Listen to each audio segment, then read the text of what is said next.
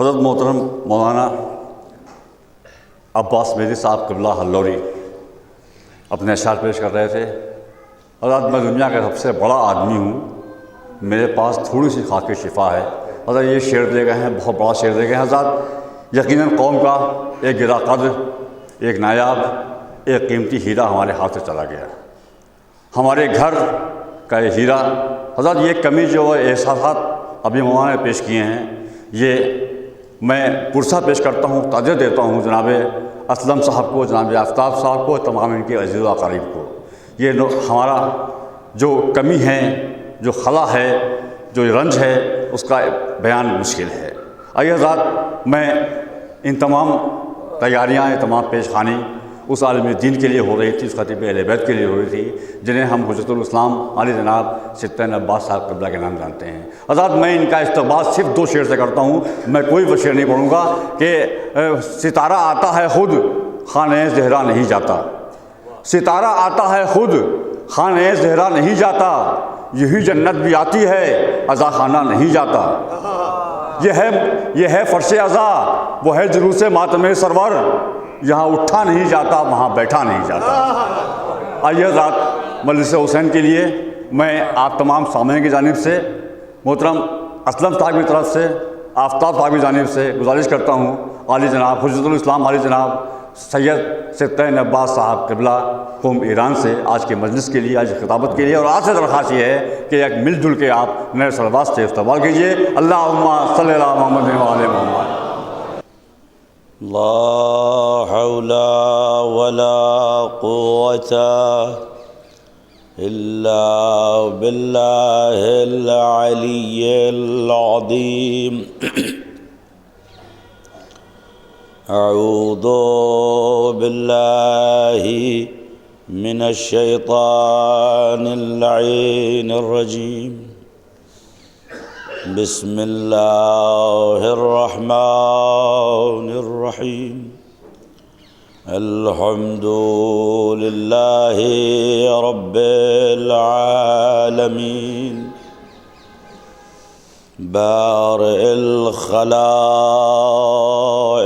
اجمعین، الذي خلقنا فسوانا فهدانا فأخرجنا من الظلمات من أيدي الأطهار والنبيون المصطفون الأخيار، له الحمد والثناء والمجد والعلا، وهو قادر على كل شيء، فلا تمار في كبره ولا تنازع فيما دنا وعلا، رب علا وجل له الصفات العليا،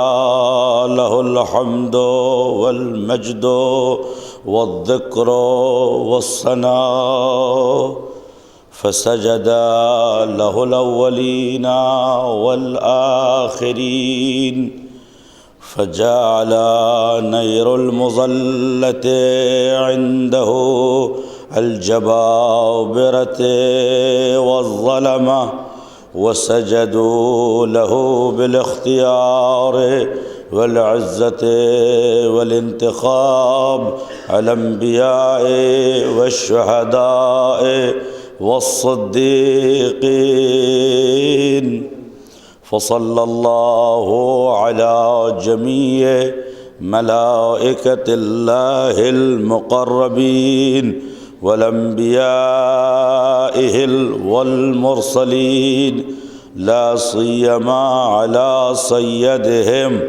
وأفضلهم وأورعهم حسبا ونصبا وعزا وكرامة، أبي الفضائل والمحامد، أبي المكارم والمماجد، مولانا مولا الثقلين جد الحسن والحسين مولانا أبي القاسم محمد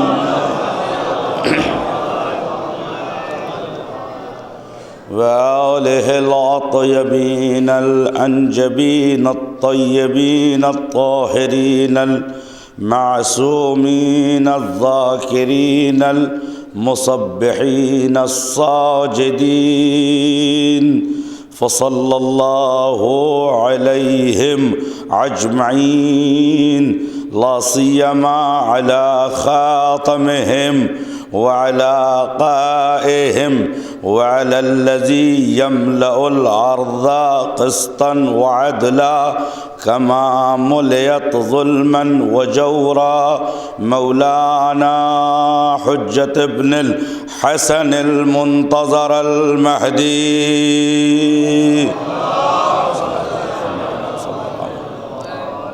وآله وصحبه وجميع شيعته وعوانه وأنصاره واللعنة الدائمة على أعدائهم أجمعين من الآن إلى قيام يوم الدين قال الله في أحكم خطابه وعتقن كتابه بسم الله الرحمن الرحيم وقال ربك ادعوني استجب لكم إن الذين يستكبرون عن عبادتي سيدخلون جهنم داخرين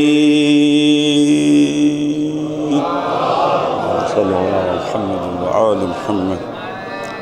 ایک بار سورہ حمد اور 3 بار سورہ مبارک اخلاص کی تلاوت فرما کر مرحوم و مغفور ڈاکٹر سید میثم رضوی ابن سید محمد اسلم رضوی کی روح کو ایصال فرمائیں۔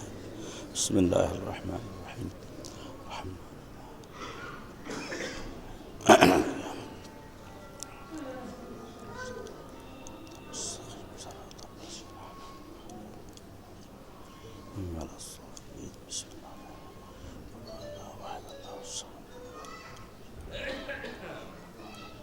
بسم اللہ الرحمن الرحیم۔ ولم یولد ولم یکن له کفوا احد۔ بسم اللہ لم یلد ولم یولد ولم یکن له کفوا احد۔ اللهم صل علی محمد وآلہ محمد۔ ایک صلوات پڑھ دیں محمد وآلہ محمد۔ ایک صلوات قاعدے سے پڑھیں۔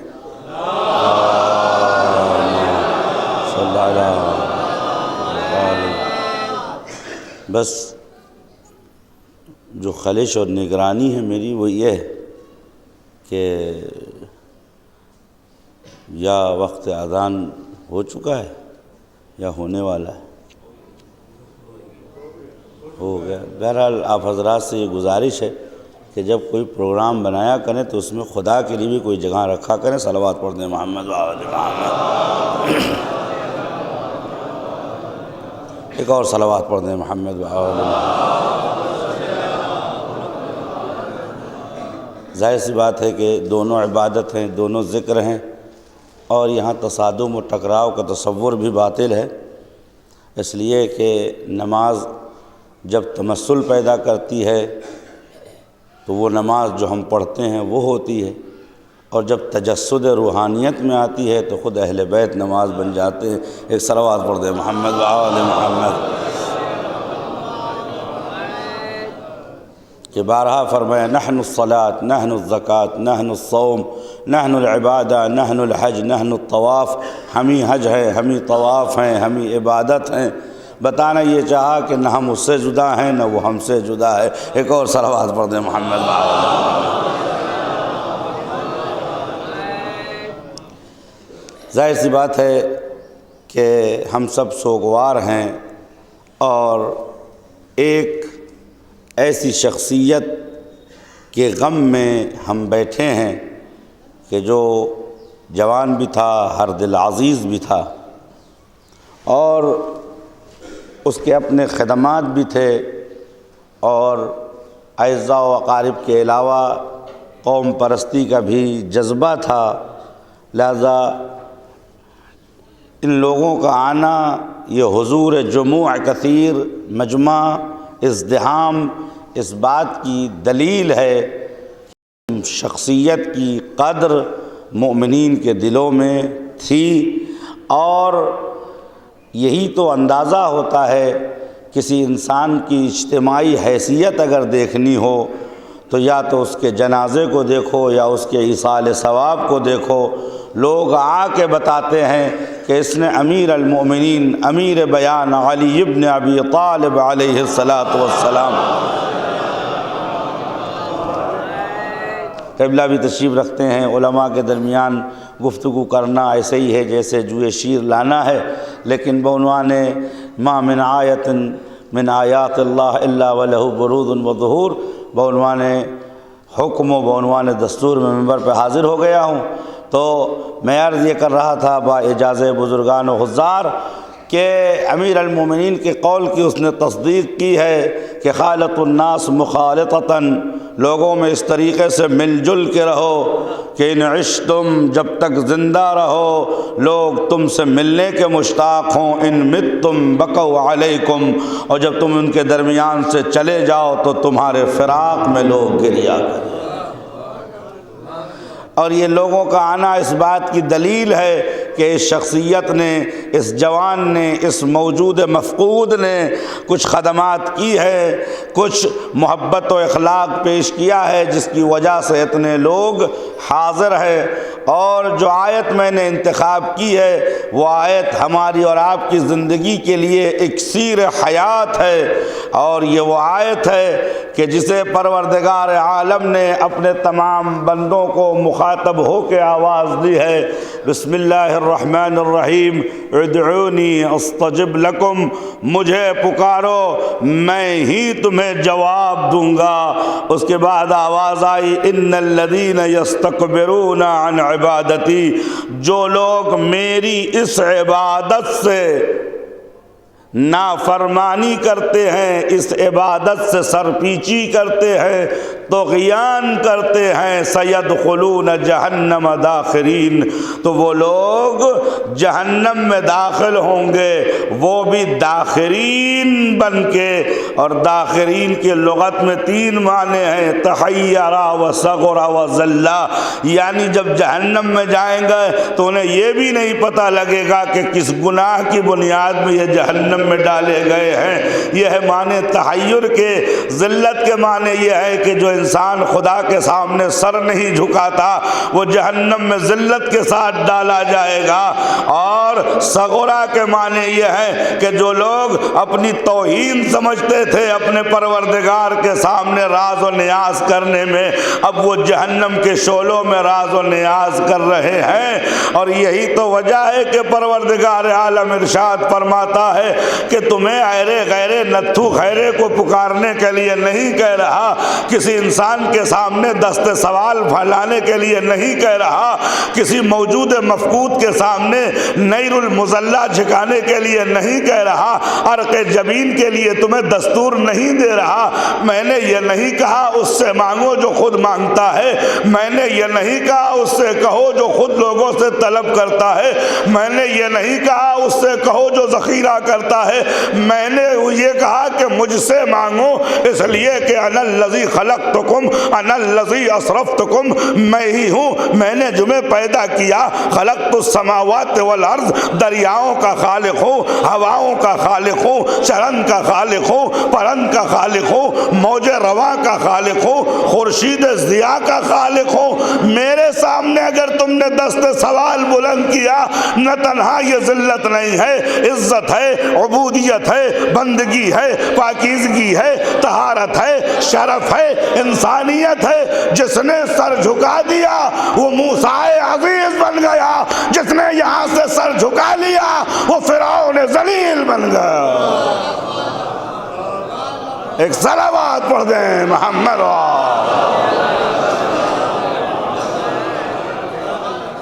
ایک اور صلوات پڑھ دیں محمد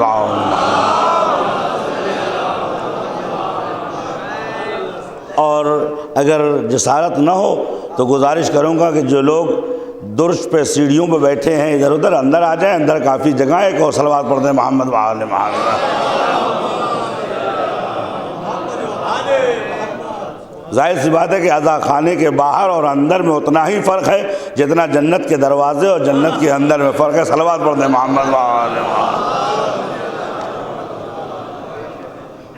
ایک اور صلوات پڑھ دیجئے محمد وآل محمد۔ تو پروردگار نے یہاں جو نسخہ دیا ہے، اللہ تعالیٰ ارشاد فرماتا ہے وقال ربک، تمہارے خدا نے یہ کہا ہے ادعونی استجب لکم۔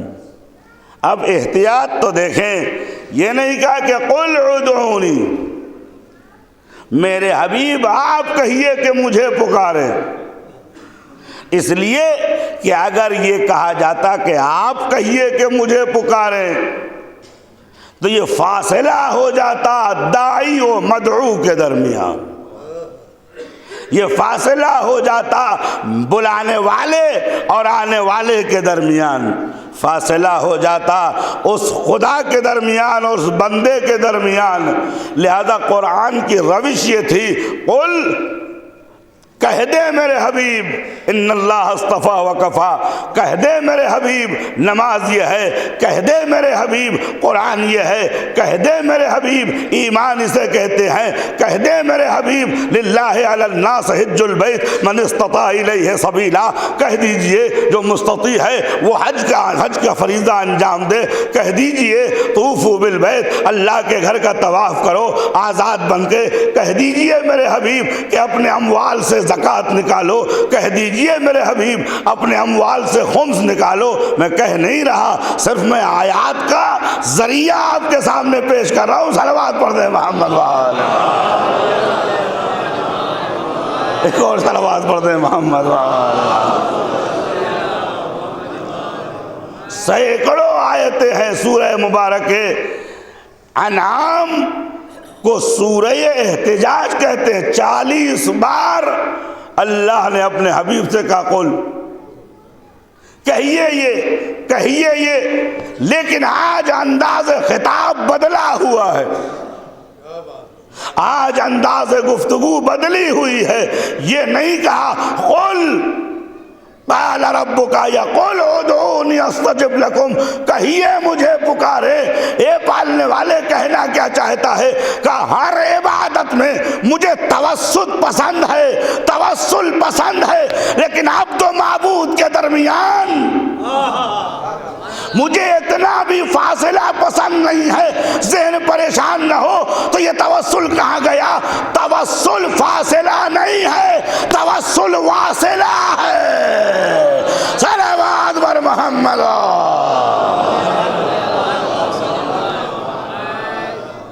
قل نہیں کہا اپنے حبیب سے کہ آپ کہہ دیجئے، اور اسی سلسلے کی دوسری آیت ہے بسم اللہ الرحمن الرحیم اذا سألک عبادی عنی فإنی قریب۔ اذا یعنی جب بھی، علماء بیٹھے، لفظ اذا میں کتنا دم ہے، جب بھی۔ پالنے والے کہنا کیا چاہتا ہے کہ میری بات سمجھو، دنیا کی کوئی عبادت کرو گے،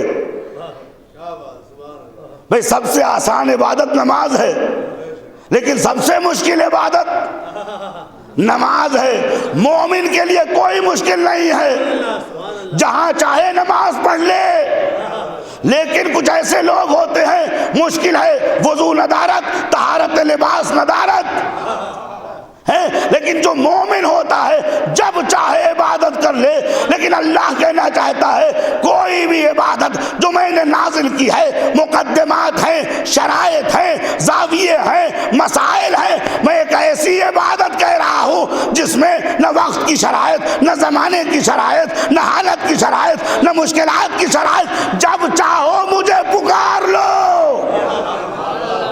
پالنے والے ایسا کیوں ہے کہ جب انسان فراغت میں ہوتا ہے تو شرائط لگائی جاتی ہے، جب ضرورت مند ہوتا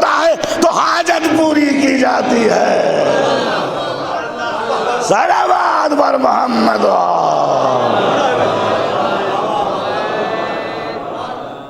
ایک اور صلوات پڑھ دیں محمد.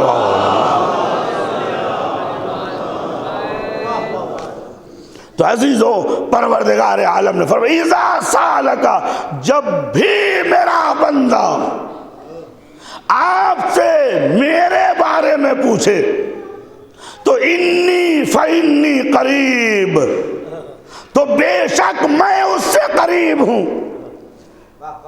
آپ سے پوچھے قربت میری. عزیزوں یہ اشعار ان کے لیے بھی ہے جو یہ کہتے ہیں کہ غیر خدا کا تصور دعا کو باطل کر دیتا ہے. یہ آیت یہ کہتی ہے کچھ ایسے غیر خدا ہیں جن کا تصور ہی دعا ہے. کچھ ایسے ہی ہیں کہ جو خدا تو نہیں ہے لیکن خدا سے جدا نہیں ہے، لیکن اس کے باوجود خدا کہتا ہے پوچھیں گے آپ سے انی فانی قریب، میں قریب ہوں. یہ وجہ کیا ہے؟ وجہ یہ بتانا چاہتا ہے پروردگار عالم کہ میرے حبیب میں نے یہ ذریعے بنائے ہیں، مقصد نہیں ہے، یہ ہدف نہیں ہے. اسی لیے علماء عرفان کہتے ہیں کہ بعض وقت انسان کی عبادت انسان کے لیے پردہ بن جاتی ہے. پردوں کی دو قسمیں، ایک حجاب مادی جس کو غطاء کہتے ہیں، اور ایک حجاب معنوی اور نورانی. تو حجاب نورانی کیا ہے؟ حجاب مادی تو یہ ہے مال دنیا انسان کو عبادت سے روک دے، حب دنیا کار خیر سے روک دے، حسد جلن یا عدم ایثار کسی کی مدد کرنے سے روک دے، یہ سب حجاب ہے. ان حجابوں کو بھی منخرق کرنا بہت مسئلہ ہے. ان حجابوں کو بھی پھاڑنا، دریدہ کرنا بہت بڑا مسئلہ ہے. کہ مثال کے طور پر جس سے آپ کی دشمنی چل رہی ہو، آج وہ ضرورت مند بن کے آپ کے پاس آ جائے، اگر خندہ روئی سے اس کی مدد کر دیں تو سمجھیے آپ نے ایک پردہ پھاڑ دیا، ایک حجاب زائل کر دیا. اور اگر اسے خالی لوٹا دیا تو اگر اب تک آپ کے اور خدا کے درمیان ایک حجاب تھا تو اس ایک حجاب میں ایک حجاب.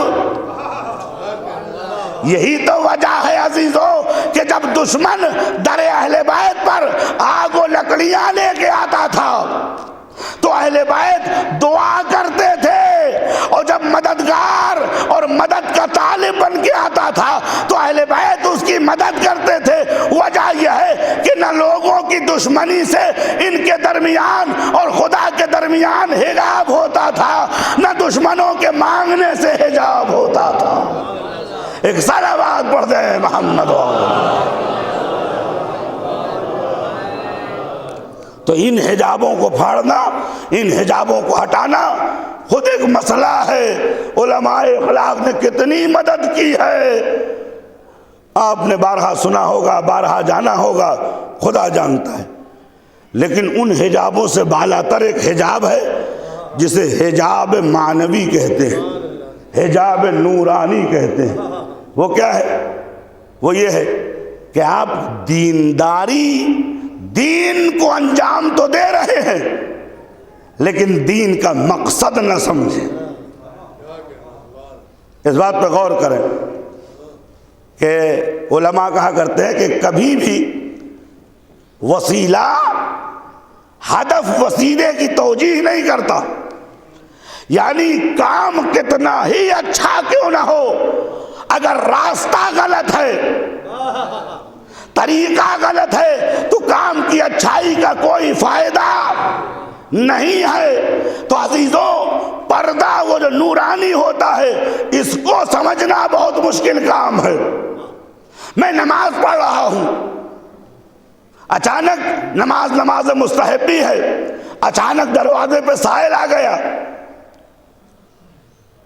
اب سائل بہت دیر تک کھڑا رہا اور میں اپنی نماز میں مشغول رہا. سامنے دو مسئلے ہیں، ایک سد الحاجہ وہ سد الفاقہ، لوگوں کی ضرورت پورا کرنا، ایک اپنی ضرورت کو پورا کرنا۔ اب ان دو حجابوں کے درمیان انسان کھڑا ہے، اگر نماز طولانی کر دے تو سمجھو اس نے نماز کو پردہ و حجاب بنایا ہے سخاوت کے درمیان میں، اس نے نماز کو پردہ بنایا ہے اس حاجت کے درمیان میں۔ نماز اگر چھوٹی ہو جائے تو یہ سمجھ لینا کہ اس نے خدا کو سمجھا ہے، یہ عادت کے طور پہ عبادت نہیں کرتا ہے، یہ حقیقت میں عبادت گزار ہے۔ صلوات بر محمد۔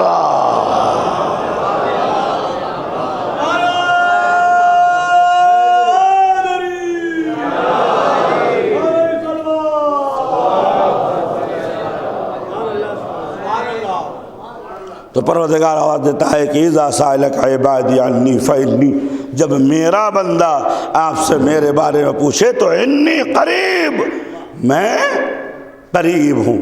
اس بعد اور دوری کو بھی خدا برداشت نہیں کرتا جو بندے اور خدا کے درمیان۔ بڑی پیاری حدیث ہے، اس مرحوم کی مثال کے لیے میں آپ کے سامنے پیش کرنا چاہتا ہوں کہ قیامت کے دن اللہ تعالیٰ تمام انبیاء کو ان کی امتوں پہ شاہد بنا کے لے آئے گا، گواہ بنا کے لائے گا۔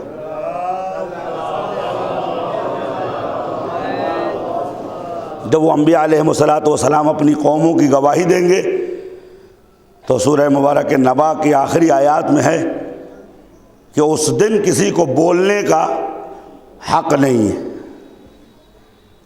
حتیٰ سانس لینے کی بھی آواز سنائی الا من اذن له الرحمن، مگر وہ بولے گا جسے اللہ بولنے کی اجازت دے۔ آپ اہل علم ہیں، یہ نہیں کہا الا اذن له اللہ، اللہ اجازت دے گا، کیوں؟ لیکن جب لفظ اللہ ہوگا تو صفات کا مجموعہ ہوگا، عدالت آگے آگے ہوگی۔ تو اگر عدالت ہوگی تو بولنا اور سفارش تو کوئی بات ہی نہیں رہ گئی۔ الا من اذن له الرحمن، خدا رحمان بن کے کہے گا علی تم بولو، حسن تم بولو، حسین تم بولو، محمد مصطفیٰ تم بولو۔ تو وہ لوگ جو شفاعت کو سمجھتے ہیں پہلے رحمت پروردگار کو سمجھیں، پھر شفاعت کی اہمیت سمجھ میں آئے گی۔ تو اس دن کسی کو بولنے کی اجازت نہیں ہوگی، اور اب جب بولا جائے گا تو اللہ اجازت دے گا، وقالوا ثوابا، وہی کہیں گے جو صحیح ہے۔ تو 1,24,000 انبیاء آئیں گے اور اپنی اپنی امتوں کی گواہی دیں گے۔ اس کے بعد پروردگار عالم حضور سرور کائنات سے کہ اب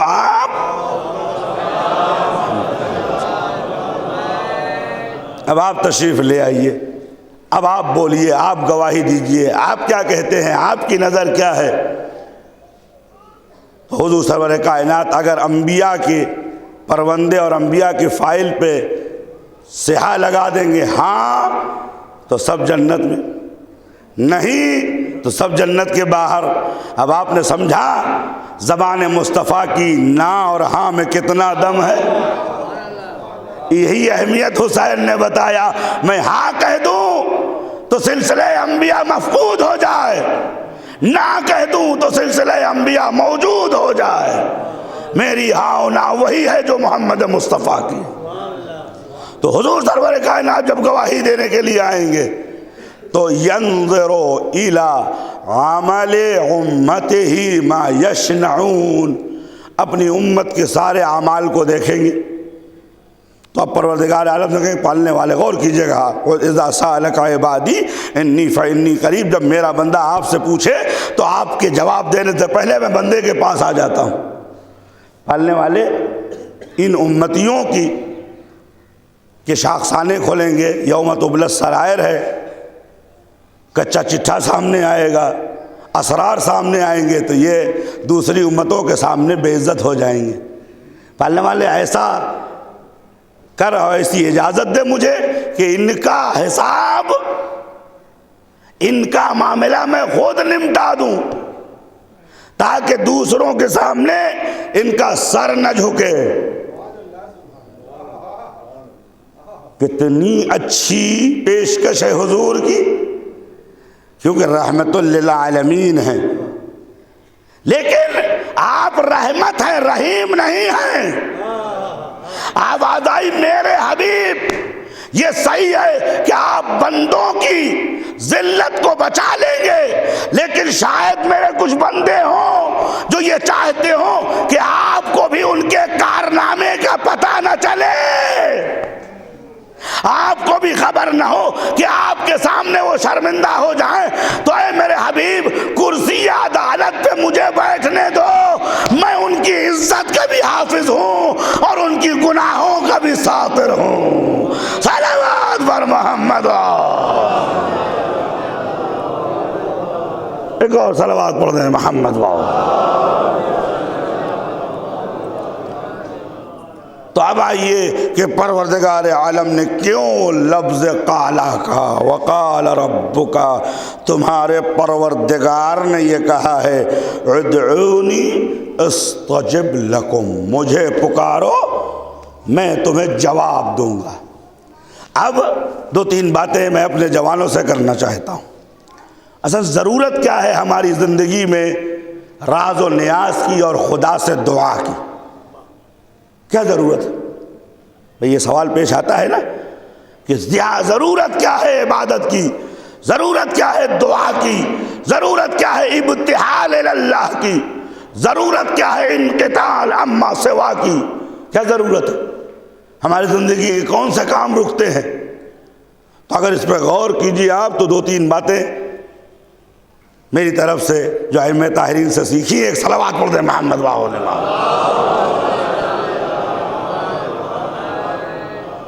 فطرت انسان، انسانی فطرت یہ ہے کہ انسان اپنے سے ماں سوا کے سامنے جھکتا ہی جھکتا ہے۔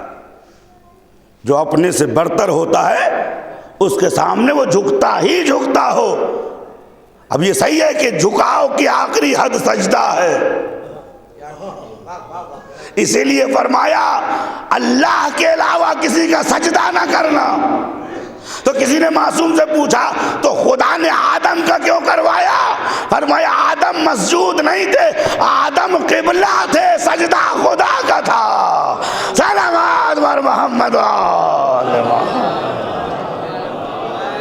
ایک اور صلوات پڑھیے محمد۔ تو انسان کی فطرت یہ ہے کہ وہ اپنے سے بڑے کے سامنے جھکتا ہی جھکتا ہے۔ اور اس قانون کو آپ آج کے الیکشنوں میں دیکھ لیجئے۔ بھئی ایک ملک میں اگر 1 ارب آبادی ہے تو وزیر اعلیٰ یا صدر محترم یا وزیر اعظم ایک ہی ہوتا ہے۔ کیوں صاحب؟ اس لیے کہ انسانی فطرت یہ ہے کہ تحلیل کرتی ہوئی، ڈیٹیکٹنگ کرتی ہوئی آخر میں ایک کو چنتی ہے کہ صاحب اگر یہ ایک ہوگا تو نظام صحیح ہوگا۔ دوسری فطرت انسان کی یہ ہے کہ انسان ہمیشہ اپنی ضرورتوں اور اپنی حاجتوں کو بغیر بیان کیے نہیں رہ سکتا ہے، یا نہیں ایسا؟ اگر میرے اوپر آپ پہ کوئی مصیبت آ جائے اور کوئی ایسا نہ ملے کہ جو آپ کا ہمدرد ہو یا غمخوار ہو تو آپ پریشان ہو جائیں گے۔ یہ انسان کتنا جاہل ہے، ایسے کانوں کو تلاش کرتا ہے جو خود محتاج ہیں، ایسے لوگوں سے ہمدردی مانگتا ہے جو خود ہمدرد کا سائن بورڈ بنے ہوئے۔ انسان کی فطرت یہ ہے کہ اسے غمگسار کی ضرورت ہوتی ہے، اور اگر انسان کی زندگی سے یہ شعبہ نکل جائے تو یہ انسان پریشان ہو جاتا ہے۔ ہمارے آپ کے سب سے پہلے وزیر اعظم جواہر لال نہرو نے اپنی زندگی نامے کو لکھتے ہوئے کہا جس زمانے میں پیرس میں تھا اس زمانے میں دہریہ ہو گیا تھا۔ جس زمانے میں پیرس تھا، اب یہ بات الگ ہے کہ ان کی نظر دنیا کی چمک دمک میں تھی، غریب ہندوستان سے قدم اٹھایا، پیرس پہنچ گئے تو خدا بھول گئے. لیکن جب ہمارا کوئی اس دنیا سے جاتا ہے اور پہلی دنیا میں قدم رکھتا ہے تو اس کا ایمان پختہ ہو جاتا ہے. آیت اللہ العظمیٰ عارف بزرگ مرحوم سید محمد حسین طباطبائی رضوان اللہ تعالی علیہ جب جرمن گئے تو جرمن کے سب سے بڑے چرچ میں لے جایا گیا کہ اس کی خدمت کم سے کم 1000 سال ہے جو گرتی نہیں، یہ ڈھہتا نہیں، منہدم نہیں ہوتا. ایک نظر ڈالی، فرمایا ان دیواروں پر کوئی ایسا وزن نہیں رکھا گیا کہ اس کی سنگینی برداشت نہ کر سکے. انہوں نے کہا وہ کیسے؟ کہا جن دیواروں میں ہم ذکر خدا کرتے ہیں وہ دیواریں مخشوع ہو جاتی ہیں، کمزور پڑ جاتی ہیں اللہ کا نام لے کے، لہذا وہ گرنے لگتی ہیں، بوسیدہ ہو جاتی ہیں. فوراً اس پاپ نے کہا یہ کیا بات ہے، یہ بھی عبادت خانہ ہے، آپ بھی اللہ کی یاد کرنے والے ہیں، ذکر کیجئے اور بتائیے کہ اپنے ذکر میں کتنا دم ہے. آیت اللہ العظمیٰ طباطبائی نے قبلے کا رخ پوچھا اور کہا اللہ اکبر، لا الہ الا اللہ حقا حقا تصدیقا تصدیقا. بس زمین کو جھٹکے آنے لگے، کنگورے گرنے لگے.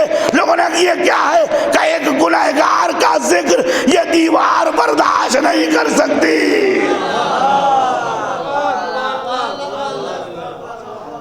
تو یہ وہ ہیں جو یہاں کی چمک دمک دیکھ کر خدا بھول جاتے ہیں، اور یہ وہ ہیں کہ وہاں کی چمک دمک کو ضیاء پروردگار میں بدل دیتے ہیں. صلوات پڑھ دیں محمد. تو وہ لکھتے ہیں کہ جس زمانے میں میں دہریہ تھا اس زمانے میں میری زندگی میں صبح کا معمول تھا کہ میں یونیورسٹی جاتا تھا، وہاں سے جانے کے بعد لائبریری جاتا تھا، لائبریری سے چلنے کے بعد کلب جاتا تھا، دوستوں سے ملتا تھا. جب رات ہو جاتی تھی تو رات 10 بجے سے لے کر 11 بجے کے درمیان مجھے چین نہیں آتا تھا.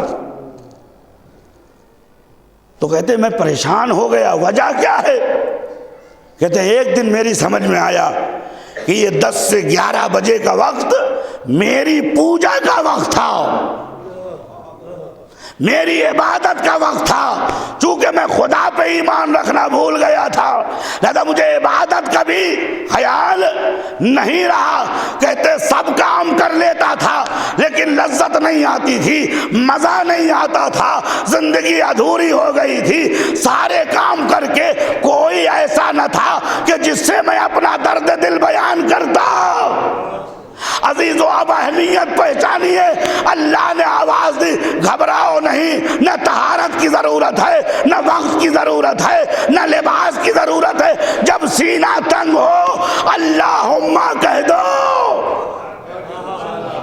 تمہاری تکلیف دور ہو جائے. عزیزو جو غموں میں ڈوب جاتے ہیں انہیں غیر خدا کہتے ہیں، جو غموں سے نکل جاتے ہیں انہیں آل ابا کہتے ہیں. صلوات بر محمد. ایک اور صلوات پڑھ دیں محمد.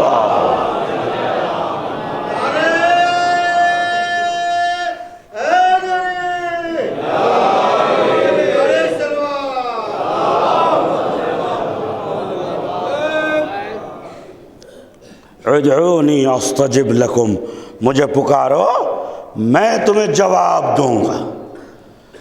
یہ اتنا بڑا وعدہ ہے اور یہ اتنی بڑی دعوت ہے. ماہ مبارک رمضان جب آتا ہے تو اگر نبی اللہ نہ بتاتے، اہل بیت نہ بتاتے تو ہم سوچتے کہ روزہ خالی بھوکے رہنے کا نام ہے. حضور فرماتے کچھ لوگ کا روزہ ثواب کے بجائے صرف بھوکے رہنے کا عمل ہے. اس کے بعد فرماتے ہیں تم رمضان کو کیا جانو، فیہ دعیتم الی ضیافت اللہ، اس مہینے میں تمہیں مہمانی کی طرف بلایا گیا ہے. اب اگر حضور کہہ دیتے کہ اس دعوت میں رنگ برنگا طعام ہے، غذائیں ہیں، تو سمجھ میں آتا کہ رمضان بھی کھانے کھلانے کا میٹر ہے. فرمائے لکل دعوت معدبۃ، ہر دعوت میں ایک دسترخوان بچتا ہے. ومعدبۃ شہر رمضان القرآن، ماہ رمضان میں جو دسترخوان بچھایا جاتا ہے اسے قرآن کہتے ہیں۔ کیا کہتے ہیں؟ اسے قرآن کہتے ہیں۔ بڑی معذرت سے عرض کروں گا، میں نے 2-3 جگہ لکھنؤ میں دیکھا کہ اسم اعظم انگلش میں لکھ کے گھروں میں ٹنگا ہوا ہے۔ ڈوب مرنا ہے میاں۔ آج تک کسی ہندو کو دیکھا کہ گیتا کا ادھین کرتا ہو انگلش میں؟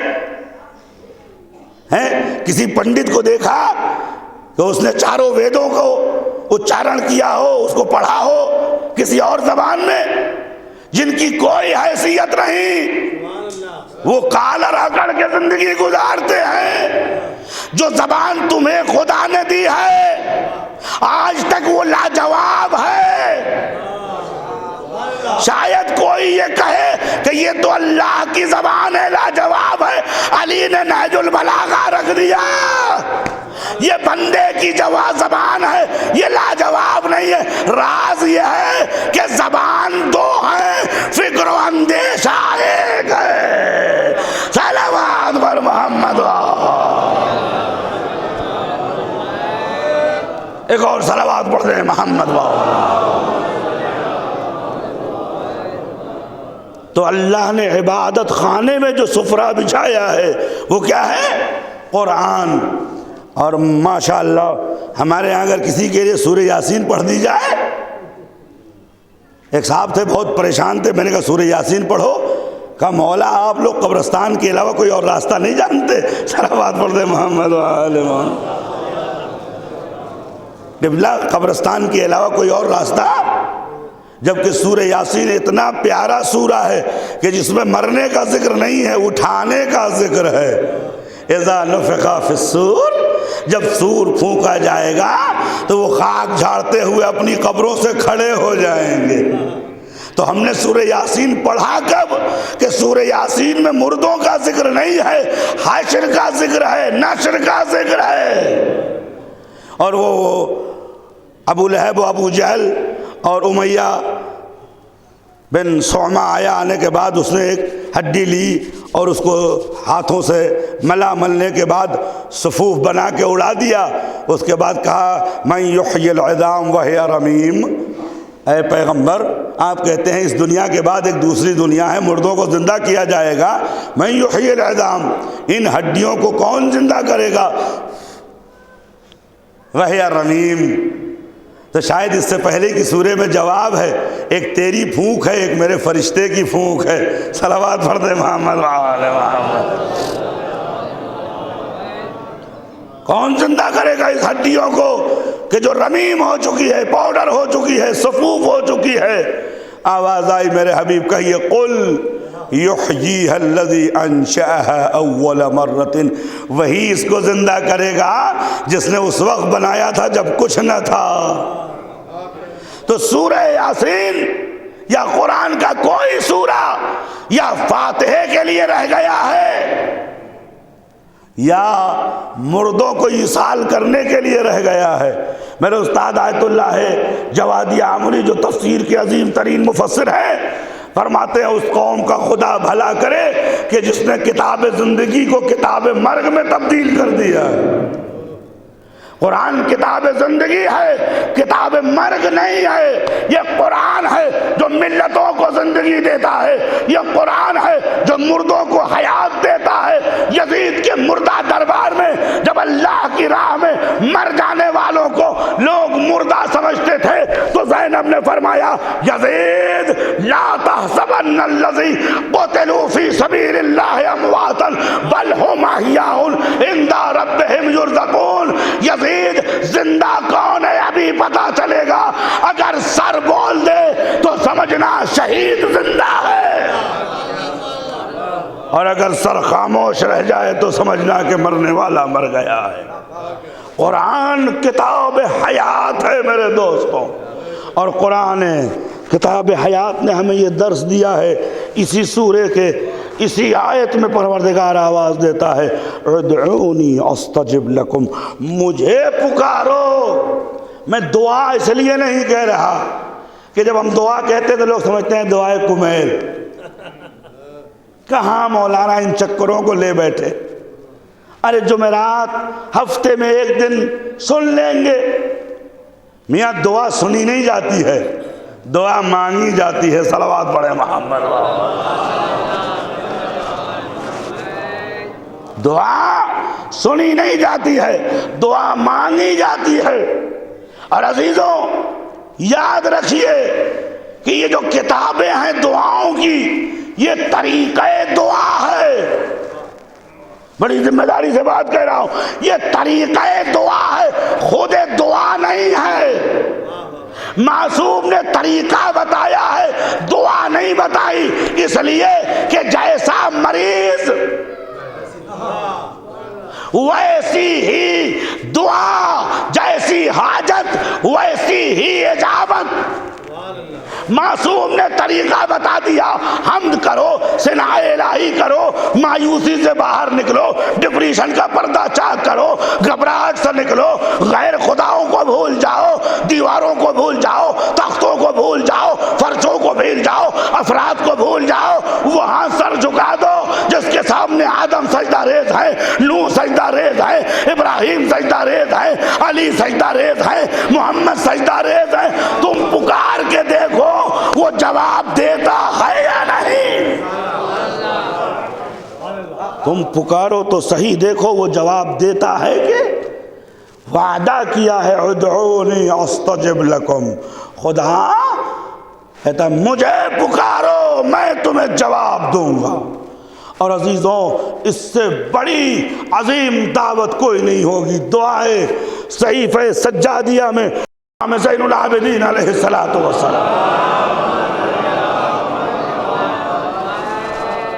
ارشاد فرماتے ہیں کہ پالنے والے انت الذی فتحت بابا لقضاء حوائج عبادک وسمیتہ الدعاء. پالنے والے تو نے ایک دروازہ کھولا ہے ضرورت مندوں کے آنے کے لیے. کلام معصوم پہ غور کریں. اللہ کی بارگاہ میں کون جاتا ہے؟ وہ جاتا ہے کہ جس کے اعضاء و جوارح پاک ہوں. دعائے کمیل پڑھتے ہیں نا، ایسے ایسے گناہ. اللہم پالنے والے میں ان گناہوں سے معذرت مانگتا ہوں، توبہ کرتا ہوں کہ تحت کل عصم جو خدا و بندے کے درمیان کا پردہ چاک کر دیتے ہیں. تحبس الدعاء جو انسانوں کی آواز آسمان پہ جانے سے روک دیتی ہے. تغیر النعم نعمتوں کو عذاب میں بدل دیتی ہے. تو ہمارے جیسے گنہگار لوگ اندہ ملک مقتدر نہیں جا سکتے. امام فرماتے گھبراؤ نہیں، عاصیوں کے لیے، گنہگاروں کے لیے، ضرورت مندوں کے لیے، پریشان حالوں کے لیے خدا نے ایک دروازہ کھولا ہے. اس دروازے پہ جا کے کھڑے ہو جاؤ گے، نہ تمہاری زبان دیکھی جائے گی، نہ تمہاری آنکھیں دیکھی جائے گی، نہ تمہارے نام اعمال دیکھے جائیں گے. بس ضرورت مند دیکھ کے دیا جائے گا. ہاں جب مل جائے تو سجدے کا شکریہ ادا کر دینا تاکہ لاج بندگی بھی رہ جائے، ادائے نعمت بھی ادا ہو جائے. صلوات بر محمد. ایک اور صلوات پڑھ دیں محمد.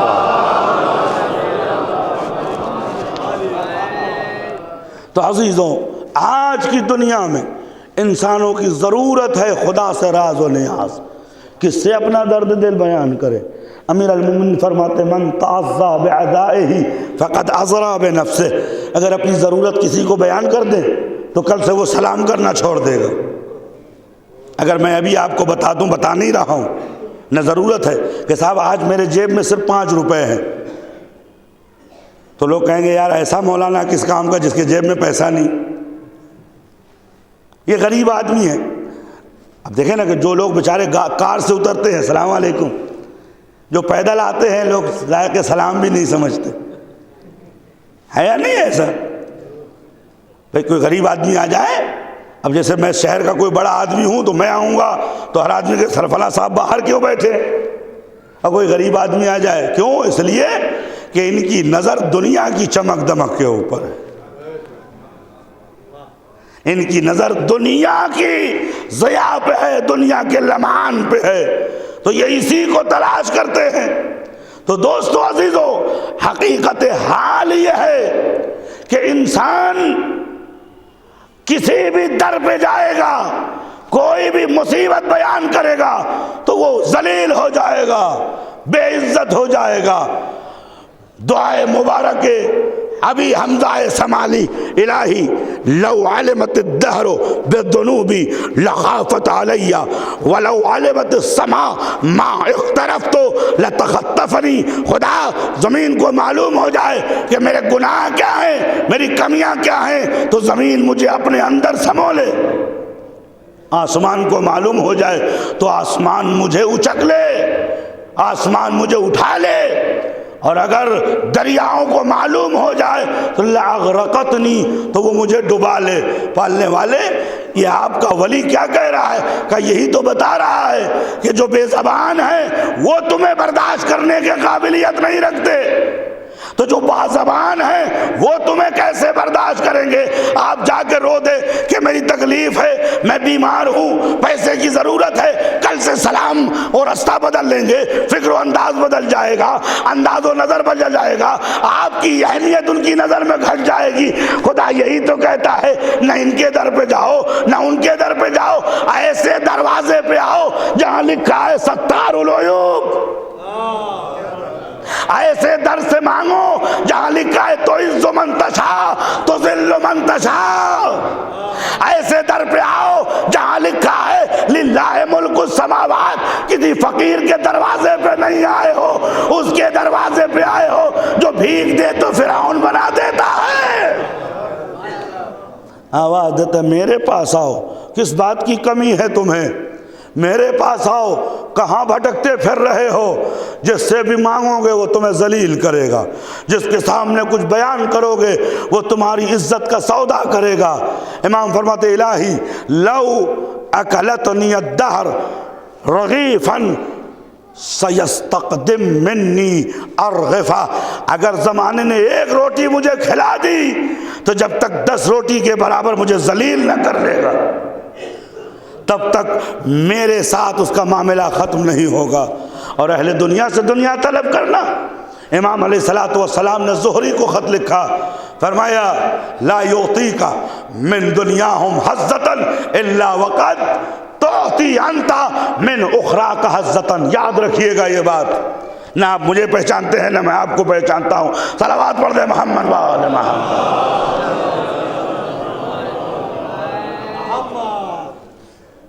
کہ جب تک کسی بھی انسان کے سامنے آپ جائیں گے، یہ امام کا کلام ہے، آپ کو اپنی دنیا سے چھوٹا سا بھی حصہ اس وقت تک نہیں دے گا جب تک اتنا ہی حصہ آپ کی آخرت سے نہ لے لے۔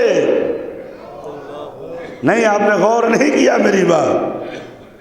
آپ کو کوئی اپنی دنیا کا چھوٹا سا حصہ نہیں دے گا جب تک کہ آپ کی آخرت کا حصہ آپ سے نہ لے لے۔ اسی لیے کسی نے ہمارے چھٹے امام سے کہا، مولا آپ کو میں نے یہ دیکھا کہ آپ دعا میں خدا سے نمک طلب کر رہے تھے،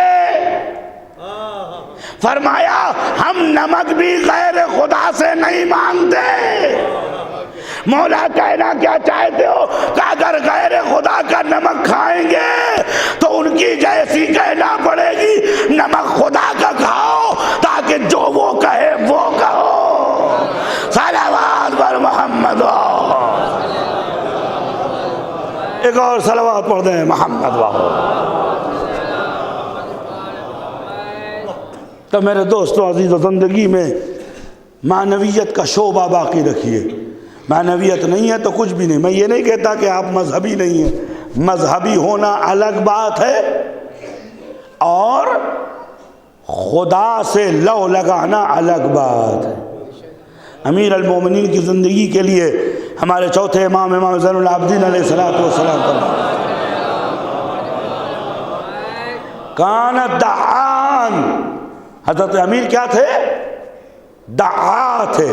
دعا یہ مبالغے کا صیغہ ہے، یعنی بہت زیادہ خدا سے دعا کرنے والے تھے۔ اذا جزمہ شیء یفزع الی مصلاہ، جب بھی کوئی پریشانی آتی تھی وہ بھاگ کے کہاں جاتے تھے؟ اپنے مصلی کی جانب۔ حلال مشکلات جب مشکلوں میں پڑتا تھا تو مصلی کی جانب جاتا تھا۔ اب حلال مشکلات کے ماننے والے مصلی سے دور ہیں۔ صلوات پڑھیں محمد وآلہ محمد۔ ایک اور صلوات پڑھ دیں محمد وآلہ۔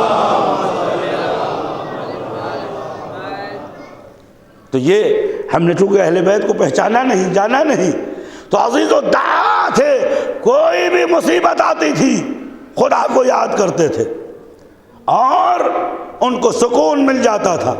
میں نے آپ سے کہا نا کہ انسان اگر غیر خدا کے سامنے سر جھکاتا ہے، غیر خدا کے سامنے حاجت پیش کرتا ہے تو ذلت کے علاوہ کچھ اور نصیب نہیں ہوتا ہے۔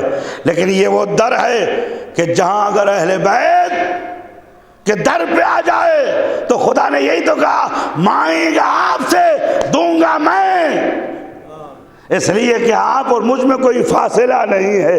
اگر فاصلہ ہے تو وہ دعائے مبارک عالیۃ المضامین کا ہے، الہی انا عبدک الضعیف الذلیل الحقیر المسکین انت المالک وانا المملوک انت الخالق وانا المخلوق انت الرازق وانا المرزوق انت السید وانا العبد۔ پالنے والے تو نے دیا سب کچھ لیکن ہم اپنا نہیں سمجھتے۔ خدا نے آواز دی گھبراؤ نہیں، شے تمہاری ہوگی نام میرا ہوگا، زبان تمہاری نام لسان اللہ، دین تمہارا نام دین اللہ، کلام تمہارا نام قول اللہ، پیشانی و قلب تمہارا نام جنب اللہ، اس لیے کہ تم نے اپنے کو خدا کے لیے وقف کر دیا ہے تو خدا نے اپنی تمام نعمتوں کو تمہارے اوپر تمام کر دیا ہے۔ عزیزو یہاں تک کچھ ضروری باتیں تھیں جو آپ کی خدمت میں عرض کی کہ انسان کو خدا کی بارگاہ میں ہمیشہ حاضر ہونا چاہیے، ہفتے ہفتے والا مسلمان نہیں۔ جمعرات کو دعائے کمیل سن لی، آج تک دعائے کمیل کے اوپر غور بھی نہیں کیا۔ لا يمكن الفرار من حکومتک، پالنے والے تیری حکومت سے فرار ممکن نہیں ہے۔ الہی انت سیدی و مولائی و ربی ظلمت نفسی و تجرعت بجہلی، پالنے والے سب کچھ کر کے تیری بارگاہ میں آیا ہوں، تو نے مجھے اس وقت پالا جب میں کسی لائق نہیں تھا، تو اب کیوں تو میری پرورش سے دوری اختیار کر رہا ہے؟ پالنے والے اگر تو نے معاف کر دیا تو تیرا کیا بگڑے گا، لیکن اگر تو نے نہ معاف کیا تو ہماری زندگی ختم آ جائے گی، ہمارا وجود مختور ہو جائے گا۔ تو عزیزو خدا آواز ادعونی استجب لکم، مجھے پکارو میں تمہیں جواب دوں گا۔ دوسرا جملہ اللہ نے یہ نہیں کہا جو نماز نہیں پڑھے گا ڈائریکٹ جہنم میں ڈال دوں گا، یہ نہیں کہا کہ جو روزہ نہیں رکھے گا ڈائریکٹ جہنم میں ڈال دوں گا۔ یہ ایک الگ بحث ہے کہ عبادات کو چھوڑنے کی سزا کیا ہوتی ہے، وہ خدا جانتا ہے، آپ بہتر جانتے ہیں۔ اللہ نے کیا کہا جو میری عبادت سے استکبار کرے گا۔ کیا مطلب ہے؟ یعنی اگر کوئی انسان خدا کی بارگاہ میں اپنی ضرورتوں کو پیش نہیں کرتا تو خدا ایسے لوگوں کا شمار مستکبروں میں کرتا ہے۔ ابا واستکبر وکان من الکافرین۔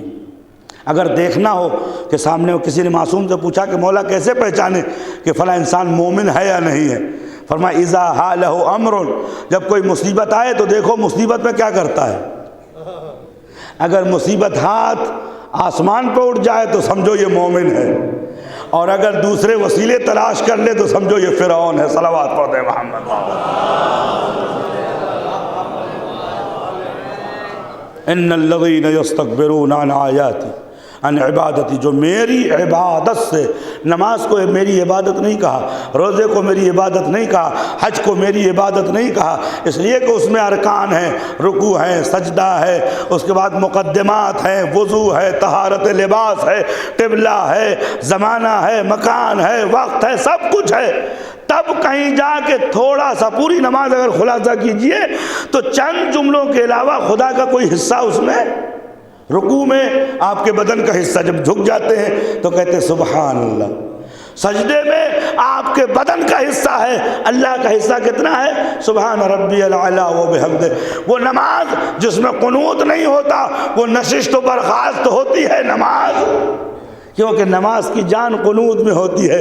ربنا آتنا فی الدنیا حسنہ وفی الآخرۃ حسنہ وقنا عذاب النار۔ تو کبھی والدین کے لیے دعا کی جاتی ہے، ربنا اغفر لی ولوالدی وللمؤمنین یوم یقوم الحساب رب ارحمہما کما ربیانی صغیرا۔ تو کبھی اپنے ولی کے لیے دعا کرتے ہیں، اللہم کل ولی کا۔ اور عزیزو میں اپنی بات کروں، آپ کو کیوں کہوں، سب سے کم شعبہ جو ہماری نماز میں ہوتا ہے وہ کس چیز کا ہوتا ہے؟ قنوت کا۔ اس لیے کہ ہمیں دعا کی مزہ آئی ہی نہیں، دعا کا لطف ہمیں آیا ہی نہیں۔ امام زین العابدین علیہ السلام دعا فرماتے ہیں، اللہم اذقنی حلاوت مناجات۔ پالنے والے اپنے سے مناجات کرنے کی لذت مجھے دے دے۔ جسے یہ لذت آ جاتی ہے میرے دوستوں، اسے کوئی اور لذت بھاتی ہی نہیں۔ خدا رحمت کرے میرے استاد مرحوم رحمۃ اللہ علیہ محمد تقی بہجت رضوان اللہ تعالیٰ آپ کے تمام مرحومین کی خدا مغفرت کرے۔ صلوات پڑھ دیں محمد وعلیہ۔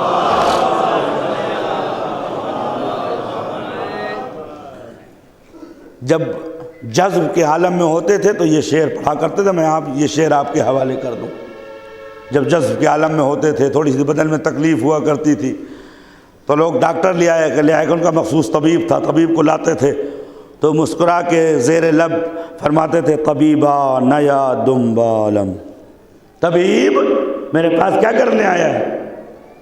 طبیبا نیا دمبالم، کہ میں مریض عشق ہوں، میری بیماری جسمانی نہیں ہے، میں مریض عشق پروردگار ہوں۔ یہ بیماری کس کو ملتی ہے؟ اسی کو ملتی ہے۔ حضرت موسیٰ نے پوچھا، خدا تو رہتا کہاں ہے؟ آواز دی، انا عند المنکسرۃ قلوبہم، جو ٹوٹے ہوئے دل ہوتے ہیں اس میں خدا بستا ہے۔ آج اگر آپ سلو بھائی سے پوچھیں تو وہ بتائیں گے کہ خدا کی کیا اہمیت ان کے سینے میں آ گئی ہے۔ ابراہیم سے خدا نے یہی تو امتحان لیا تھا۔ ابراہیم علیہ السلام 90 سال تم میرے خلیل تھے، کیا اسماعیل کے آنے کے بعد اس خلت میں کہیں خلت آ گئی ہے؟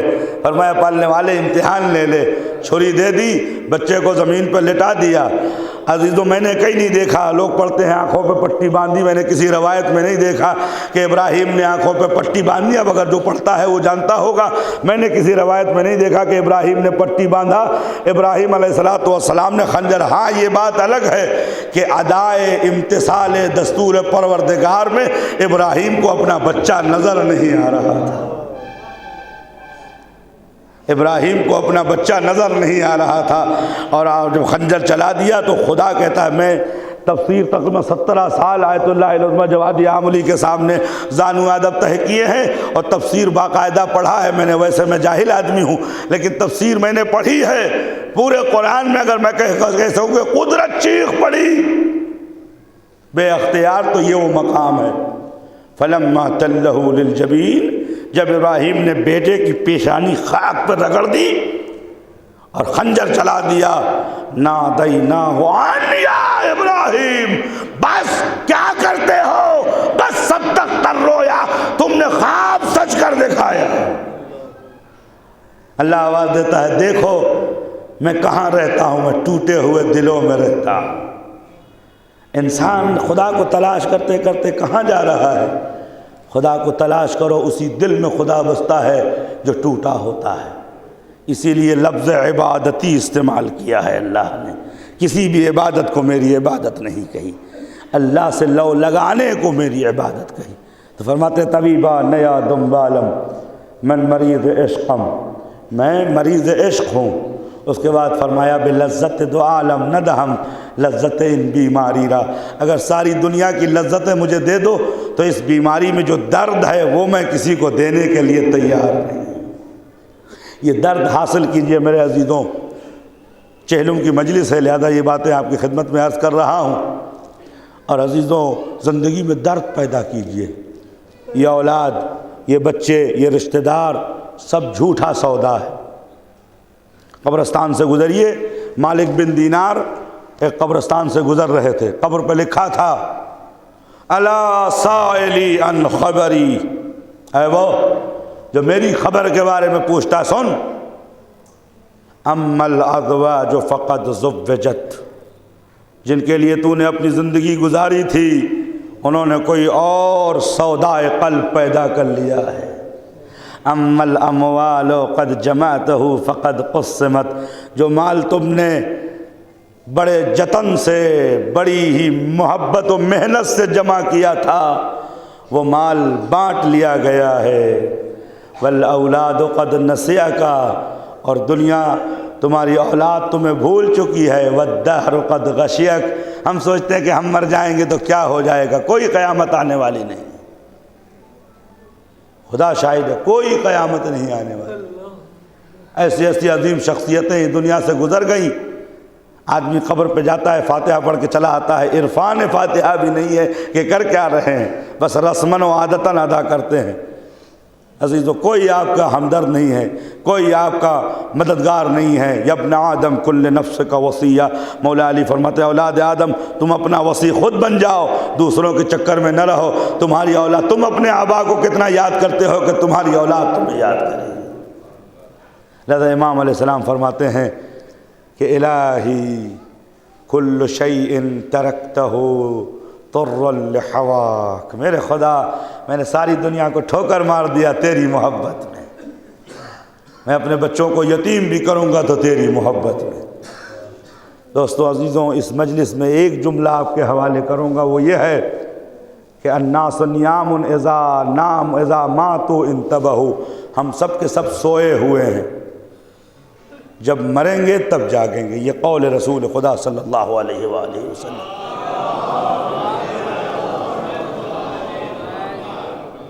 ہم سب کیا ہیں؟ ذرا زور سے بولیے، ہم جاگ رہے ہیں لیکن ہم سوئے ہوئے ہیں، ہم سب سوئے ہوئے ہیں، اذا ماتوا انتبہوا، جب مر جائیں گے تب جاگیں گے، تو اس جاگنے سے کیا فائدہ؟ فرعون کا کیا تھا؟ جیسے ہی فرعون موج کے سامنے آیا، آواز نکالنے والے آمنتو، میں تجھ پہ ایمان لایا، آواز آئی اس ایمان کا کیا فائدہ، اب تو وقت گزر گیا۔ یہ بیداری مہم ہے میرے دوستوں عزیزوں، بھائی اتنا سا پیغام میں آپ کو دینے آیا ہوں، وہ یہ ہے، میں چاہوں الحمدللہ اللہ نے زبان بھی عطا کی ہے، عربی فارسی اردو دوسری زبانوں پہ عبور ہے، خوب مجلسیں میں پڑھتا ہوں، چاہوں تو مثلاً آپ کو مجبور کر دوں واہ واہ پر اور سبحان اللہ پر، لیکن میں چاہتا ہوں چونکہ ایک ایصال ثواب کی مجلس ہے، ایک جوان کے سوگ میں بیٹھے ہیں ہم، آپ بیدار ہو جائیے، جاگ جائیے، اور آپ کو کچھ لوگ کہتے ہیں کہ صاحب میرا تو سب کچھ گزر چکا ہے، اب تو عمر گزر گئی، اب کیا جبران مفاد ممکن ہے؟ کیا میک اپ ممکن ہے؟ ہاں ممکن ہے، یا جابر ما قد فات، بس خدا کی بارگاہ میں آ جاؤ، اگلا پچھلا سب اللہ جبران کر دے گا۔ عزیزو عشق میں عبادت پیدا کرو، عشق میں دعا پیدا کرو۔ بیمار ہو جاتے ہو، آپ کے بچے آپ کو دوا دے سکتے ہیں، میں اپنی کیفیت بیان کروں، جب انسان بیمار ہو جاتا اعزاء و اقارب اسے گھیر کے بیٹھ جاتے ہیں، بیٹھتے نہیں بیٹھتے، اس کے بعد دوا دے دیتے ہیں، اب وہ اپنے کرب و علم میں تڑپتا رہتا ہے، اعزاء و اقارب بیٹھ کے گھڑی دیکھتے ہیں کہ 12:30 بج گیا، کچھ کہتے ہیں کل ہمیں ڈیوٹی پہ جانا ہے، کچھ یہ کہتے ہیں کہ اچھا اگر ان کو کچھ ہو گیا تو سوم کب ہوگا، چہلم کون ہوگا، کون قبلہ کے رونق افروز ممبر ہوں گے، کچھ کہیں گے ایسے کو بلاؤ جو شمع محفل ہو، جو بزم محفل ہو، جو لوگ جگا دے لوگوں کو، کچھ کہتے ہیں صاحب کیا کھایا جائے گا، لیکن اس تڑپتے ہوئے انسان کو کسی کی فکر نہیں ہے۔ ابراہیم علیہ السلام فرماتے اذا مرضت فہو یشفینی، جب میں بیمار ہوتا ہوں تو شفا وہ دیتا ہے، دکھتی ہوئی ہڈیوں پہ جو دست رحمت رکھتا ہے وہ ہے، شہرک پہ آئی ہوئی روح کو جو قرار بخشتا ہے وہ ہے، جو پریشان لوگوں کو اطمینان دیتا ہے وہ ہے۔ میرے دوستوں بھول جاؤ اولاد کو، بھول جاؤ دنیا کو، کچھ دیر کے لیے اپنے کو جذب پروردگار کر لو، اس سے بڑا نہ کوئی تحفہ ہے نہ اس سے بڑا نہ کوئی ہدیہ ہے۔ عزیزو، جو جوان ہمارے درمیان سے گیا ہے وہ وہی لے کے گیا ہے جو اس نے کمایا ہے۔ کل نفس رہینۃ بما کسب، ہر روح اور جان کو وہی ملے گا جو اس نے کمایا ہے۔ ذرا ایک محاسبہ کر کے اٹھیے گا کہ اگر آج موت آ جائے تو آپ کے پاس نامہ اعمال ہے یا نہیں ہے، آپ کے اوپر کتنے لوگوں کے قرضے ہیں، آپ نے کتنے دل دکھائے ہیں، کتنی مصیبتیں آپ کے سامنے آئی تھی اللہ نے ٹال دیا ہے، کتنی نمازیں آپ کی چھوٹی ہوئی ہیں، کتنا دن گزر گیا خدا سے عاشقانہ گفتگو آپ نے نہیں کی، کتنا دن گزر گیا ہے کہ آپ نے دو بول اپنے خدا سے نہیں بات کی، کتنا وقت گزر گیا ہے کہ اپنے وقت کے امام سے آپ نے کوئی گفتگو نہ کی۔ ایک جوان تھا ایران میں، میرا شاگرد ہے اور بہت ہی اچھی پوسٹ پہ ہے، جب اس کی شادی ہونے لگی تو واپس آیا تو اس نے کہا کہ قبلہ میں نے 4-5 کارڈ دینا تھا، تو پہلا کارڈ میں جمکران میں لے جا کے امام کی چوکھٹ پہ میں نے رکھا ہے۔ میں نے کہا سرکار آج میری زندگی کا سب سے مہم دن ہے، آپ ضرور آئیے گا۔ تو میں نے اس جوان کا ہاتھ پکڑ لیا، میں نے کہا بلا تو رہے ہو، بٹھانے کی جگہ ہے تمہارے پاس؟ ریسیپشن میں کھلانے کی جگہ ہے؟ عزیزو، میت ہے، مجلس ہے، وَإِلَّا عرض کرتا وقت نہیں ہے۔ اب تو ہمارے ہاں زیدی صاحب کا ولیمہ اور کھانا حیوانوں والا، رضوی صاحب کا ولیمہ کھانا یہودیوں والا، موسوی صاحب کا ولیمہ کھانا شمروں والا، سنت رسول سے کھلم کھلا جنگ، کھڑے ہو کے کھا رہے ہیں۔ ہمارے پوروانچل میں کہتے ہیں ککر بھوج، ایک ہاتھ میں روٹی ہے، ایک ہاتھ میں پلیٹ ہے، نہ کھایا جا رہا ہے نہ پیا جا رہا ہے۔ ان اللہ خلقک انسان فصیرت انفسک حیوان، اللہ نے آل محمد کی برکت سے انسان بنایا تھا، ڈاروین کی محبت سے ہم حیوان ہو گئے۔ صلوات پڑھتے ہیں محمد وآلہ۔ بس جاگیے، بیدار ہوئیے میرے عزیزوں دوستوں، یہ وقت گزر رہا ہے۔ الفرصت تمر مر السحاب، فرصت ایسے گزر رہی ہے جیسے سر سے بادل گزر رہا ہے۔ بس ایک آواز اپنے خدا کو دے دو، دیکھو تمہاری حاجات پوری ہوتی ہے کہ نہیں۔ خدا کو پکار کے تو دیکھو، خدا کو آواز دو کہ تو دیکھو۔ میرے جن کی زندگیوں میں خلا ہوتا ہے میرے دوستو عزیزو، وہ اس معنوی خلا کو نہ پیسے سے پر کر سکتے ہیں، نہ اولاد کی محبت سے بھر سکتے ہیں، نہ سوسائٹی اور اجتماع سے بھر سکتے ہیں۔ بس ایک جگہ ہے جہاں جانے کے بعد رات کا سناٹا ہو تو مصلی بچھا دو، اس کے بعد الہی انی عبدک الضعیف الذلیل، خدا تیرا ذلیل و حقیر بندہ تیری بارگاہ میں آ گیا۔ آواز آتی ہے فرشتوں ہٹو، میرا بندہ میری عبادت کو آیا ہے، تم بھی نہ لکھو، تم بھی نہ سنو، نہ جانے کون سا درد دل کرنا چاہتا ہے۔ انی اسمع ما یقول وآتی ما یحوج، جو مانگ رہا ہے وہ دوں گا، جو کہہ رہا ہے وہ سنوں گا۔ عزیزوں، اس شعبے کو زندہ رکھو، یہ وہی شعبہ ہے جو کربلا کی پہچان ہے۔ بس میں نے زحمت تمام کی، یہ وہی شعبہ ہے جو کربلا کی پہچان ہے، یہ وہی شعبہ ہے جو صحیفہ سجادیہ کی پہچان ہے۔ ہم مومنین کی زندگی میں یہ شعبہ خالی ہے میرے عزیز، ایک طرف قرآن خالی ہے، دوسری طرف دعا اور عبادت کا شعبہ خالی ہے۔ عبادت دعا سے بڑی کوئی عبادت نہیں ہے۔ امام سجاد نے 35 سالہ زندگی میں صحیفہ سجادیہ ہمارے سامنے رکھ دیا۔ جب صحیفہ سجادیہ کو مصر کے چانسلر شیخ سلیم کے سامنے مرحوم آیت اللہ العظمیٰ بروجردی نے بھیجا تو انہوں نے خط کے جواب میں کیا لکھا؟ وقت کوئی اور موقع ہوتا تو چند جملے عرض کرتا، اتنا سن لیجیے۔ فرماتے ہیں سیدنا قد زخرت لنا هذه الدفینۃ الخدینہ لابواب النبوہ ومعدن الاسرار فإنا ما كنا لا نزال غافل عنها ومخفی عنها۔ سید اولاد رسول، میں آپ سے یہ شکایت مند ہوں کہ امت 1400 سال سے اس عظیم خزانے سے بے بہرا ہے، یہ کہاں چھپا رکھا تھا آپ نے؟ آیت اللہ العظمیٰ بروجردی لکھتے ہیں کہ یہ خزانہ اسی در میں رکھا تھا جس کو ظالموں نے جلا دیا، یہ خزانہ وہی رکھا تھا جسے لوگوں نے بند کر دیا، یہ خزانہ اسی خیمے میں تھا جس کو آگ لگا دی، یہ خزانہ انہی سینوں میں تھا جن پہ برچیاں مار دی گئی، یہ خزانہ انہی بازوؤں میں تھا کہ جنہیں نہر فرات کے کنارے کاٹ دیا گیا، یہ خزانہ انہی جبینوں میں تھا جو ننگے سر کربلا کی جلتی ہوئی زمین پہ سر رکھ کے آواز دے رہی تھی، میرے خدا زینب تھک گئی ضرور لیکن تجھے بھولی نہیں ہے، میرے خدا زینب اپنے جوانوں کا ماتم کر کے تجھے یاد کرنے آئی ہے، میرے خدا زینب کا انداز عشق تو دیکھو، بیٹھ کر نماز ادا کر رہی ہے لیکن اپنے خدا کو بھولتی نہیں ہے، الہی انت ذخری وثقتی فی وحدتی ورجائی، میرے خدا تو میرا ذخیرہ حیات ہے، میرے خدا، خدا میں حسین کے بھروسے کربلا نہیں آئی، خدا میں عباس کے بھروسے کربلا نہیں آئی، خدا میں اون محمد کے بھروسے کربلا نہیں آئی، میں تیرے بھروسے کربلا آئی ہوں، میرے خدا زینب کا مان رکھ لینا، میرے خدا زینب پہ مصیبت آئے تو اپنی رحمانیت کو چادر عظمت بنا دینا، زینب تنہا ہو تو نعم الجلیس والانیس تو بن جانا، میرے خدا زینب کو اکیلا نہ چھوڑ، بس یا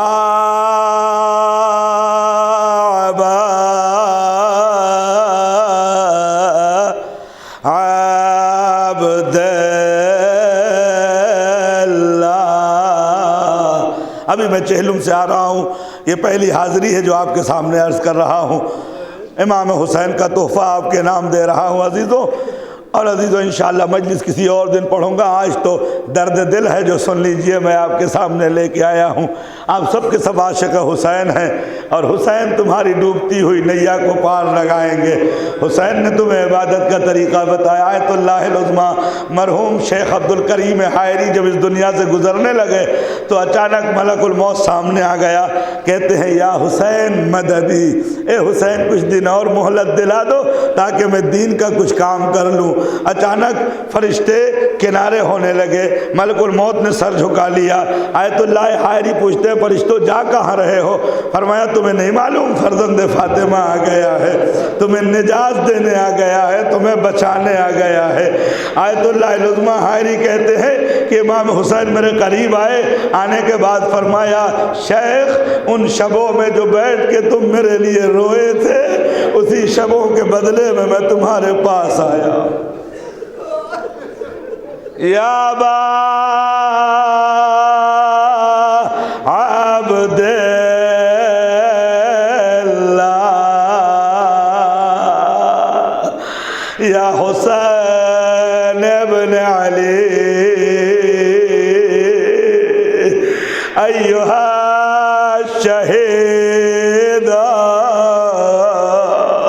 یا ابن رسول اللہ یا حجت اللہ علی خلق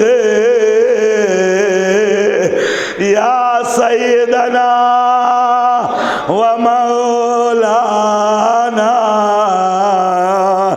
انا توجہنا واستشفعنا وتوسلنا بک الی اللہ۔ میں نے 40 میں دیکھا کہ ایک بوڑھا تھا پاکستان سے آیا ہوا تھا اور بغل میں بیساکھی تھی اور اس کی ٹیک سے وہ 90-95 کلومیٹر کا سفر طے کر رہا تھا، بار بار لگی ہوئی کرسیوں پہ بیٹھ جاتا تھا، میرا دل چاہا کہ چند جملے اس سے بات کروں، میں نے پوچھا کہ حضرت بیساکھیوں کے سہارے یہاں تک آ گئے؟ چشمہ اتار کے کہتا ہے عشق کے سہارے آیا ہوں۔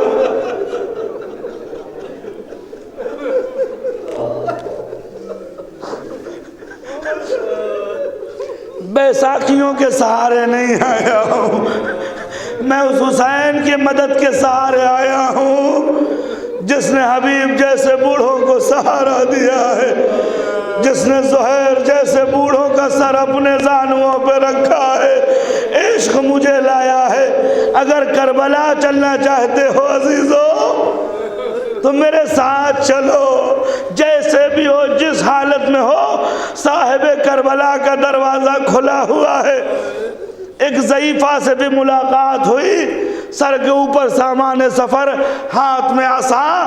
میں نے کہا اِلیٰ اَیْنَ یا اُمِّ، مادر گرامی کہاں جا رہی ہو؟ فرمایا اِلیٰ سید الغرباء والفقراء، غریبوں کے آقا کے پاس جا رہی ہوں، فقراء کے آقا کے پاس جا رہی ہوں۔ اس خاتون کی آواز نے مجھے لرزا دیا۔ میں نے کہا امی هل تشوف لی وقتا یصیرا، کیا تھوڑا سا وقت مجھے آپ دیں گی؟ کہا ہی بنیا بیٹا کہو۔ میں نے کہا کرسی پہ بیٹھ جائیے، ایک بات پوچھوں گا، آپ کے اہل و عیال کہاں ہیں؟ بچے کہاں ہیں؟ شوہر کہاں ہے؟ فرمایا انا وحدی کوحدت الحسین، میں اس دنیا میں ایسی ہی اکیلی ہوں۔ نہیں عزیزو، حق ادا نہیں کر رہے ہو۔ جنہیں رونے سے شرم آتی ہے وہ زینب کے چہرے پہ نظر کریں، جنہیں رونے میں شرم آتی ہے وہ حسین کی جانب نظر اٹھا کے دیکھیں۔ میں اکیلی ہوں جیسے میرے حسین اکیلے ہیں۔ میں نے کہا تیرا شوہر کیا ہوا؟ کہا ثورۃ العشرین میں صدام نے مار دیا۔ میں نے کہا بیٹے کیا ہوئے؟ کہا بم بلاسٹ میں مارے گئے۔ میں نے کہا بیٹیاں کیا ہوئی؟ کہا صدام نے ختم کر دیا۔ میں نے کہا کوئی ہے؟ کہا ایک پوتا تھا، اسے میں نے میدان جنگ میں بھیج دیا ہے تاکہ وہ سامرہ کی حفاظت کر سکے۔ میں نے کہا تم بالکل اکیلی ہو گئی ہو؟ فرمایا نہیں، اب تو مجھے فاطمہ زہرا کا ساتھ۔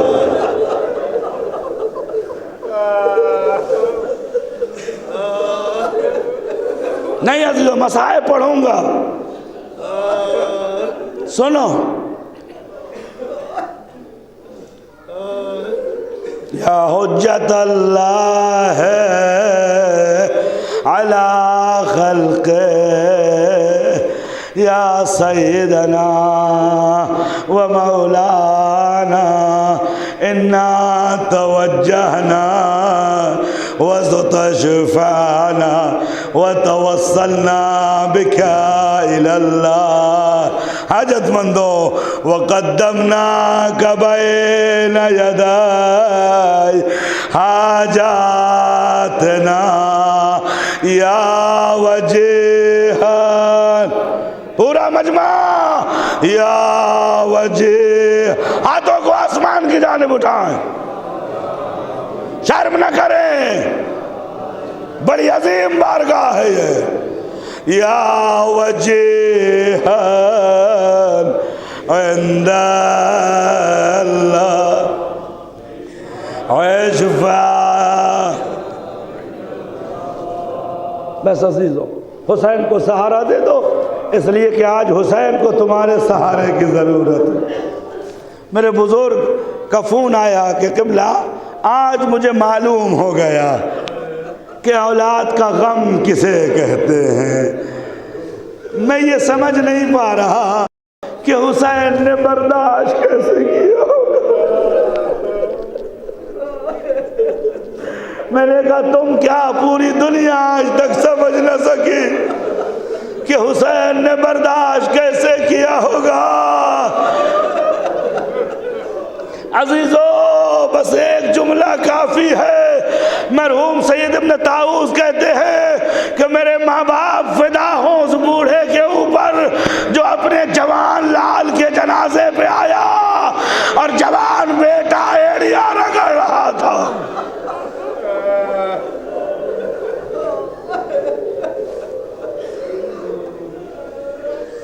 نہیں عزیزو، مصائب پڑھا نہیں جاتا، مصائب محسوس کیا جاتا ہے۔ محرم بھی اختتام کو آنے والا ہے، پتہ نہیں سال آئندہ کون زندہ، کس کو یہ موقع ملتا ہے، کون حسین کا ماتم کرتا ہے۔ محرم سمجھو میرے عزیزو، علماء کہتے ہیں کہ حسین کی داڑھی عصر عاشور سے پہلے سیاہ تھی، لیکن جب علی اکبر کے جنازے پہ پہنچے تو حسین کے محاسن سفید ہو گئے. کیوں؟ بیٹا گود میں تھا، ایڑیاں رگڑ رہا تھا، تڑپ کے پکارتے تھے بنی علی، اے میرے لال، اے اکبر. اجرکم علی اللہ، اجرکم علی اللہ، اجرکم علی اللہ، اجرکم علی اللہ. حسین حضرت علی اکبر کے جنازے پہ پہنچے. عزیزوں، روایت کا جملہ ہے، علماء بیٹھے ہیں، کہتے ہیں جب امام حسین کا یہ بیٹا برچیاں کھا چکا، فَأَحْمَلَ يَدَيْهِ فِي عُنُقِ الْفَرَسِ، گھوڑے کی گردن میں باہیں ڈال دی. عجب نہیں پکارا ہو چچا عباس بھتیجے کی مدد کو آؤ. لیکن عزیزو عباس کہاں سے آتے؟ گھوڑے کی گردن میں جو باہیں ڈالی تو عمر سعد کہتا ہے واللہ لا اسقلنہ، حسین کو رلاؤں گا. اس کے بعد مقتل کا جملہ ہے، اتنے زخم اکبر کو مارے کہ اکبر کے بدن پر تلواروں کے نشان تھے. حسین دیکھتے جاتے تھے، فرماتے تھے اے بنیا، بنیا، ہائے میرا لال، ہائے میرا بچہ.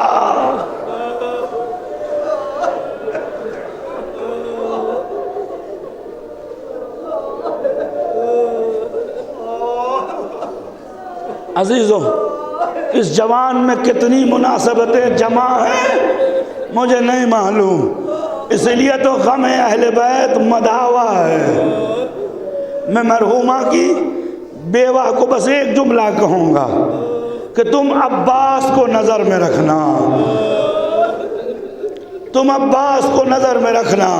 جب بچوں کو گود میں لینا تو سمجھنا کہ یہ عباس کی علامتیں، یہ عباس کی امانتیں ہیں. اور عزیزوں، ایک بیوہ عورت کے لیے زندگی گزارنا بہت سخت ہوتا ہے، بہت مشکل ہوتا ہے. میں اپنی بہن سے ایک جملہ کہوں، جب بھی کبھی ایسی تنہائی محسوس ہو تو کہنا ترائی پہ سونے والے عباس تمہاری زینب کی کنیز ہو، مجھے بڑھ کے سہارا دینا.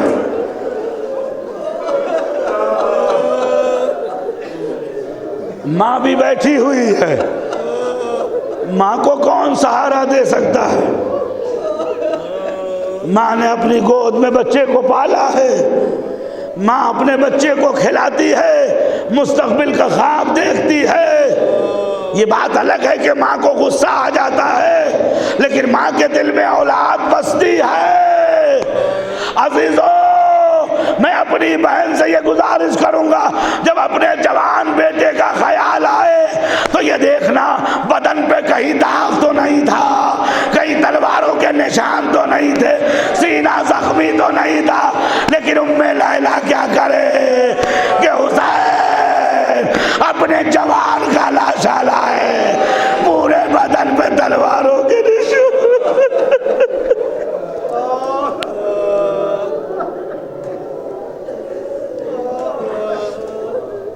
عزیزوں، کیا میرا ساتھ نہیں دو گے؟ آؤ کربلا میں حسین کو سلام دیتے ہیں. شرمانا نہیں، شرم و حیا وہاں ہوتی ہے جس کے یہاں سب کچھ موجود ہو. ہمارا تو گھر لٹ چکا ہے. آل محمد اب لٹ کے واپس آ رہے ہیں. عزیزوں، تو شرم و حیا نہ کرنا، آواز دینا. حدیثوں میں ہے کہ جو لوگ کربلا نہیں جا سکتے وہ دن میں چند بار اگر حسین کو پکار لے تو انہیں وہی ثواب ملتا ہے جو کربلا جانے والوں کو ملتا ہے. عزیزو، ہمیں ثواب نہیں چاہیے، ہمیں تو ایک نگاہ حسین چاہیے. بس حسین دیکھ لے کہ ہمارے لال اکبر کا ماتم کرنے لوگ بیٹھے. یہی تو فرمایا تھا شیعتی مہمن شرب تم معادبر، جب پانی پینا تو میری پیاس کو یاد کر لینا.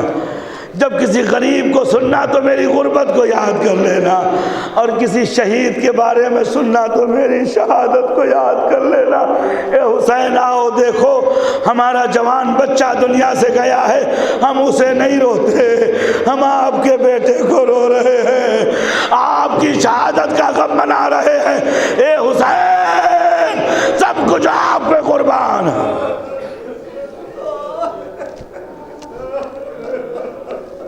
مرحوم سید ابن طاووس کے چند جملے آپ کے حوالے، کہتے ہیں فَوَلَغَ الْحُسَيْن إِلَىٰ عَلِيِّ بْنِ الْحُسَيْن، حسین زین العابدین سے پہلے عزیزوں، اس لیے کہ دو اکبر کربلا میں تھے، دو علی تھے، ایک علی بے ہوش تھا، ایک علی عالم احتضار میں تھا۔ حسین علی محتضر کے پاس پہنچے، مرحوم فرماتے ہیں فَجَمَعَهُ فِي حِضْنِهِ، علی اکبر کو گود میں لے لیا۔ عزیزو بوڑھا باپ، میں اپنے بھائی سے معذرت چاہتا ہوں، بوڑھے باپ کو صبر نہیں آتا، پہلے کیا کیا؟ فَوَضَعَ صَدْرُهُ علی صدر، سینے سے سینہ ملایا، چین نہیں آیا۔ عزیزو منہ پہ منہ رکھا، چین نہیں آیا۔ وہ کام کیا جو کوئی بوڑھا باپ نہیں کرتا، سوکھے ہونٹوں پہ ہونٹ رکھ دیے۔ یا بنیا استرحت من ہم الدنیا وغمها علی علی، اے میرے لال علی تمہارا آفت سے نجات پا گئے۔ بوڑھا باپ حسین مصیبتوں میں گھرا ہے۔ علی اکبر آنکھیں کھولو، دیکھو تمہارا باپ کس عالم میں ہے، تمہارا باپ کس درد میں ہے۔ فرمایا استراحت من ہم الدنیا وغمها، علی اکبر کو جگاتے رہے۔ تمام علماء سیرت نویس یہ لکھتے ہیں کہ علی اکبر کی سیرت یہ تھی کہ مادام یقوم الامام علیہ السلام وہو یقوم منفصلا، جب تک حسین کھڑے رہتے تھے علی اکبر چند قدم پیچھے سر جھکائے کھڑے رہتے تھے۔ جب امام حسین بیٹھ جاتے تھے تو علی اکبر کرسی کے پیچھے کھڑے ہو جاتے تھے۔ امام فرماتے تھے شبیہ رسول بیٹھ جاؤ، فرماتے تھے آپ فرزند رسول ہیں، آپ کے سامنے میں کیسے بیٹھ جاؤں۔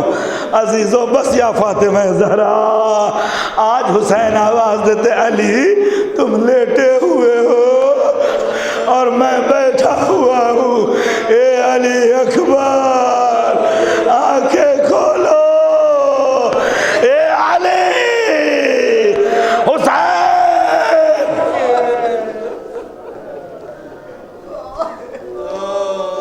بس عزیزوں میں نے رحمت تمام کی، بس دو تین جملے جو منظر کربلا یاد آ جائے اس دعا کو کامل کر لیجئے گا۔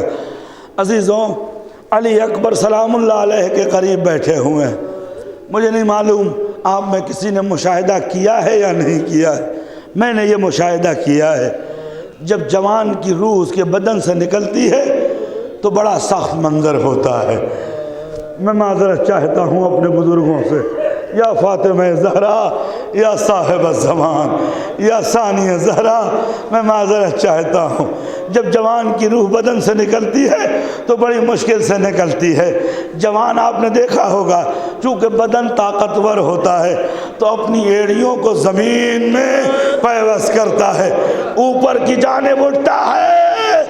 عزیزو اکبر کا جو دم نکلنے لگا حسین نے گود میں لے کے بیٹھ گئے، زمین پہ دبایا، محلہ محلہ، آہستہ آہستہ، اے میرے لال یہ بوڑھا باپ مر جائے گا۔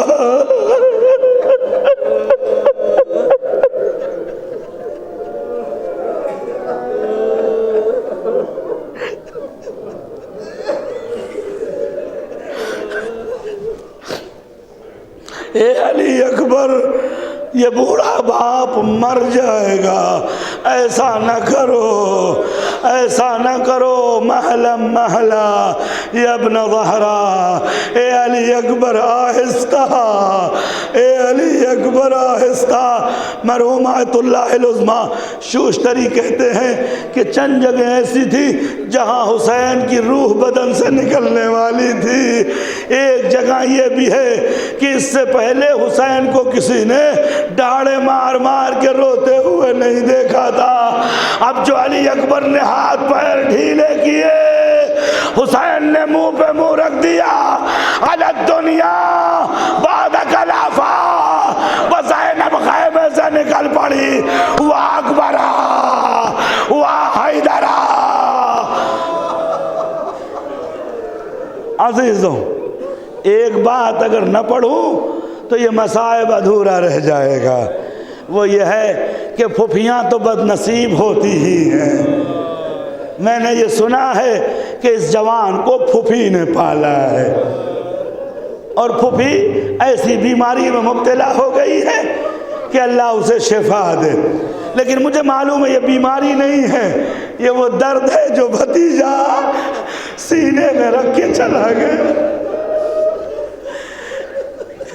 کہتے ہیں کہ روح صحت ہو گئی تھی، ٹھیک ہو رہی تھی، لیکن جیسے ہی جوان بھتیجے کے جنازے پہ آئی، اب جو بیٹھی تو اٹھنے کے قابل نہیں ہے۔ خدا ان بھائیوں کو سلامت رکھے جنہوں نے اپنی بہن کا کاندھا پکڑ کے اٹھایا، لیکن ہائے رے زینب کبریٰ 10 محرم کو بھائی کے جنازے پہ جو آئی، کوئی شانہ پکڑنے والا نہیں، ہاتھ چمرایا، تازیہ نے مارے، زینب نے آواز دی، اے ماں جائے، اے حسین۔ کہتے ہیں کہ زینب کبریٰ اگر نہ ہوتی تو حسین مر جاتے، حسین کے بدن سے روح نکل جاتی۔ خیمے سے باہر زینب آ گئی۔ اب یہ مقتل کہتا ہے کہ پتہ نہیں زینب مقتل تک پہنچی یا نہیں پہنچی، لیکن راستے میں زینب کے نالہ و شیون کی آواز نے حسین کو اس دنیا میں واپس کر دیا۔ حسین نے علی اکبر کو زمین پہ رکھا، یا زینب ارجعی الی مخدک، زینب خیمے میں لوٹ جاؤ، میں ابھی زندہ ہوں۔ اے زینب، علی اکبر کی مصیبت سے زیادہ تمہارا پردہ ہے میرے لیے، زینب پردے کا خیال رکھنا، اے زینب خیمے کو لوٹ جاؤ۔ عزیزوں، حسین نے زینب کو لوٹا تو دیا، ایک دل کی بات ہے جو میں نے ذریعے حسین پہ عرض کی تھی، وہ آپ کے حوالے کر رہا ہوں۔ مولا، زینب کو واپس نہ کرو، اس لیے کہ اگر آپ نے ابھی واپس کر دیا تو بعد میں زینب کی مدد کی ضرورت ہوگی۔ شاید حسین آواز دے، میں زینب سے علی اکبر کا لاشا نہیں اٹھوا سکتا، یہ میں حسین ہوں جو علی اکبر کا لاشا اٹھا سکتا ہے۔ سید ابن طاؤس کہتے ہیں سینے سے سینہ ملایا، یا علی کہا، چند قدم چلے تھے کہ منہ کے بل زمین پہ گر گئے، وہ پکارا، اے بنی ہاشم کے بچوں، آؤ میری مدد کو۔ ایک جملہ ہے جو میں اپنے استاد آیت اللہ تبریزی سے آپ کے لیے نقل کروں گا۔ میں نے ان سے پوچھا، سرکار خیمے میں کوئی ایسا بچہ تو نہیں تھا کہ جس کو حسین نے مدد کے لیے پکارا ہے؟ امام محمد باقر 5 سال کے تھے، وہ جنازہ کیا اٹھاتے؟ حسن بن حسن یا زید بن حسن کیا اٹھاتے جنازہ؟ کوئی اور بچہ تو تھا ہی نہیں۔ امام حسین نے کس بچے کو مدد کے لیے پکارا؟ کن بنی ہاشم کے جوانوں کو پکارا؟ میرے استاد رونے لگے، خدا رحمت کرے، ان کی قبروں پہ رحمت نازل کرے۔ فرمایا یہ خطاب حسین کا شیعوں سے تھا۔ بس بتانا چاہتے تھے، اے میرے شیعوں، میرے بڑھاپے کو دیکھو، جوان بچہ ہے، میں اٹھا تو سکتا نہیں، خیمے کیسے لے جاؤ؟ عجب نہیں آواز آئی ہو، اے میرے لال، یہ ماں عالم ملکوت سے تیری مدد کو آئی ہے۔ سیعلم الذین ظلموا وهي منقلبت ألا لعنة الله على قوم الظالمين ربنا تقبل منا إنك أنت السميع العليم. ہاتھوں کو آسمان کی جانب اٹھا دیں، ہاتھوں کو آسمان کی جانب. ارفعوا أيديكم إلى السماء. خدا تجھے واسطہ ہے جوانی علی اکبر کا، خدا تجھے واسطہ ہے سینہ اقدس علی اکبر کا، خدا تجھے واسطہ ہے زینب کبریٰ کا، خدا تجھے واسطہ ہے امام حسین کا، جنہیں ابھی آپ نے ہم نے وجیح کہا ہے. یا وجیحن، علماء فرماتے ہیں لفظ وجیح میں اضافہ اس وقت ہوا جب علی اکبر کے سینے کا خون حسین کے محاسن کو رنگین کر گیا. خدا امام زمانہ کے ظہور میں تعجیل فرما. نہیں عزیزو، قاعدے سے آمین کہیے اور بلند اس چھتوں کے باہر یہ آواز جانی چاہیے. خدا امام زمانہ کے ظہور میں تعجیل فرما. خدا تجھے واسطہ ہے حضرت زینب سلام اللہ علیہا کی مظلومی کا، خدا تجھے واسطہ ہے زینب کبریٰ کے درد و علم کا. خدا روایات و علماء بیان کرتے ہیں جہاں بی بی نے الگ الگ شہیدوں کو مدد کے لیے پکارا، وہیں کہتی تھی ولدی مہدی، میرے لال مہدی، تیرا ظہور جب ہوگا تو پھوپھی کا خیال رکھنا. خدا حضرت زینب کی مظلومیت کا واسطہ امام زمانہ کے ظہور میں تعجیل فرما. خدا ہماری قوم کے جوانوں کو محفوظ رکھ. خدا جو بیمار انہیں شفائے عاجل و کامل عنایت فرما. خدا جتنے بھی بزرگ موجود ہیں ان کو توفیقات و حیات طولانی و خیر و برکت عنایت فرما. خدا جہاں جہاں بھی شیعیان حیدر کرار بستے ہیں ان کے جان و مال و آبرو و ایمان کی حفاظت فرما. خدا بحق محمد و آل محمد اس مرحوم کے لواحقین کو صبر جمیل و جزیل عنایت فرما. بوڑھے باپ کو صبر ایوب عنایت فرما، صبر حسین ابن علی عنایت فرما. خدا ہم اس مقدس بارگاہ میں بیٹھے ہیں، ہمارے گنہگار قدموں اور بے نور آنکھوں کو روضہ اقدس حسین سے مشرف فرما. خدا جتنے لوگ بھی بیٹھے ہیں جن کی جو حاجتیں ان حاجتوں کو پورا فرما. خدا بحق محمد و آل محمد، بحق اہل بیت طاہرین، بحق امام زمان جل اللہ تعالی فرجہ الشریف، علماء اعلام مراجع اعظام کا سایہ ہمارے سروں پہ باقی رکھ. خدا ہمیں اہل بیت کے آوان و امام زمانہ کے آوان و انصار میں قرار دے. خدا تیری بارگاہ میں دعا ہے کہ یہ جوان جو ہمارے درمیان سے گیا ہے، خدا یہ عمر عام طور سے جانے کی کوئی عمر نہیں ہوتی، لیکن رسم دنیا کے اعتبار سے یہ کہا جاتا ہے کہ زود ہنگام موت ہے. خدا اگر یہ حیات چھن گئی ہے تو پالنے والے اسے علی اکبر کے ساتھ محشور فرما. خدا اسے سفرہ کرم اہل بیت پہ محشور فرما. خدا اس کے گناہوں پہ قلم عفو کو جاری فرما. خدا اس کے نام اعمال کو پر از خیرات و حسنات. یہ وہ دعا ہے جو ہر انسان کو کرنی چاہیے، اس لیے کہ سب سے زیادہ دنیا میں جو محتاج ہیں وہ مرحومین محتاج ہیں، ان سے زیادہ کوئی محتاج نہیں ہے. عزیزوں، روایات میں ہے کہ جب کوئی قبروں سے گزرتا ہے تو یہ مردے بڑی حسرت و یاد سے دور تک اس کے پیچھے پیچھے جاتے ہیں کہ شاید کوئی سلام کر دے، شاید کوئی دعا پڑھ دے، شاید کوئی سبحان اللہ کہہ دے. اور جب وہ لوٹ جاتا ہے اور وہ کچھ نہیں پڑھتا، کچھ نہیں کہتا، تو کہتے ہیں کہ ان قریب تم بھی ہم سے ملحق ہوگے، جس طرح ہم محتاج ہیں تم بھی محتاج ہوگے. خدا علی اکبر حسین کا واسطہ تمام مرحومین کی قبروں پر رحمت نازل فرما. خدا تجھے واسطہ قلب مقدس حضرت حسین ابن علی علیہ السلام کا. خدا بحق محمد و آل محمد صدر حسین، سینہ اقدس حسین کو شفا عنایت فرما.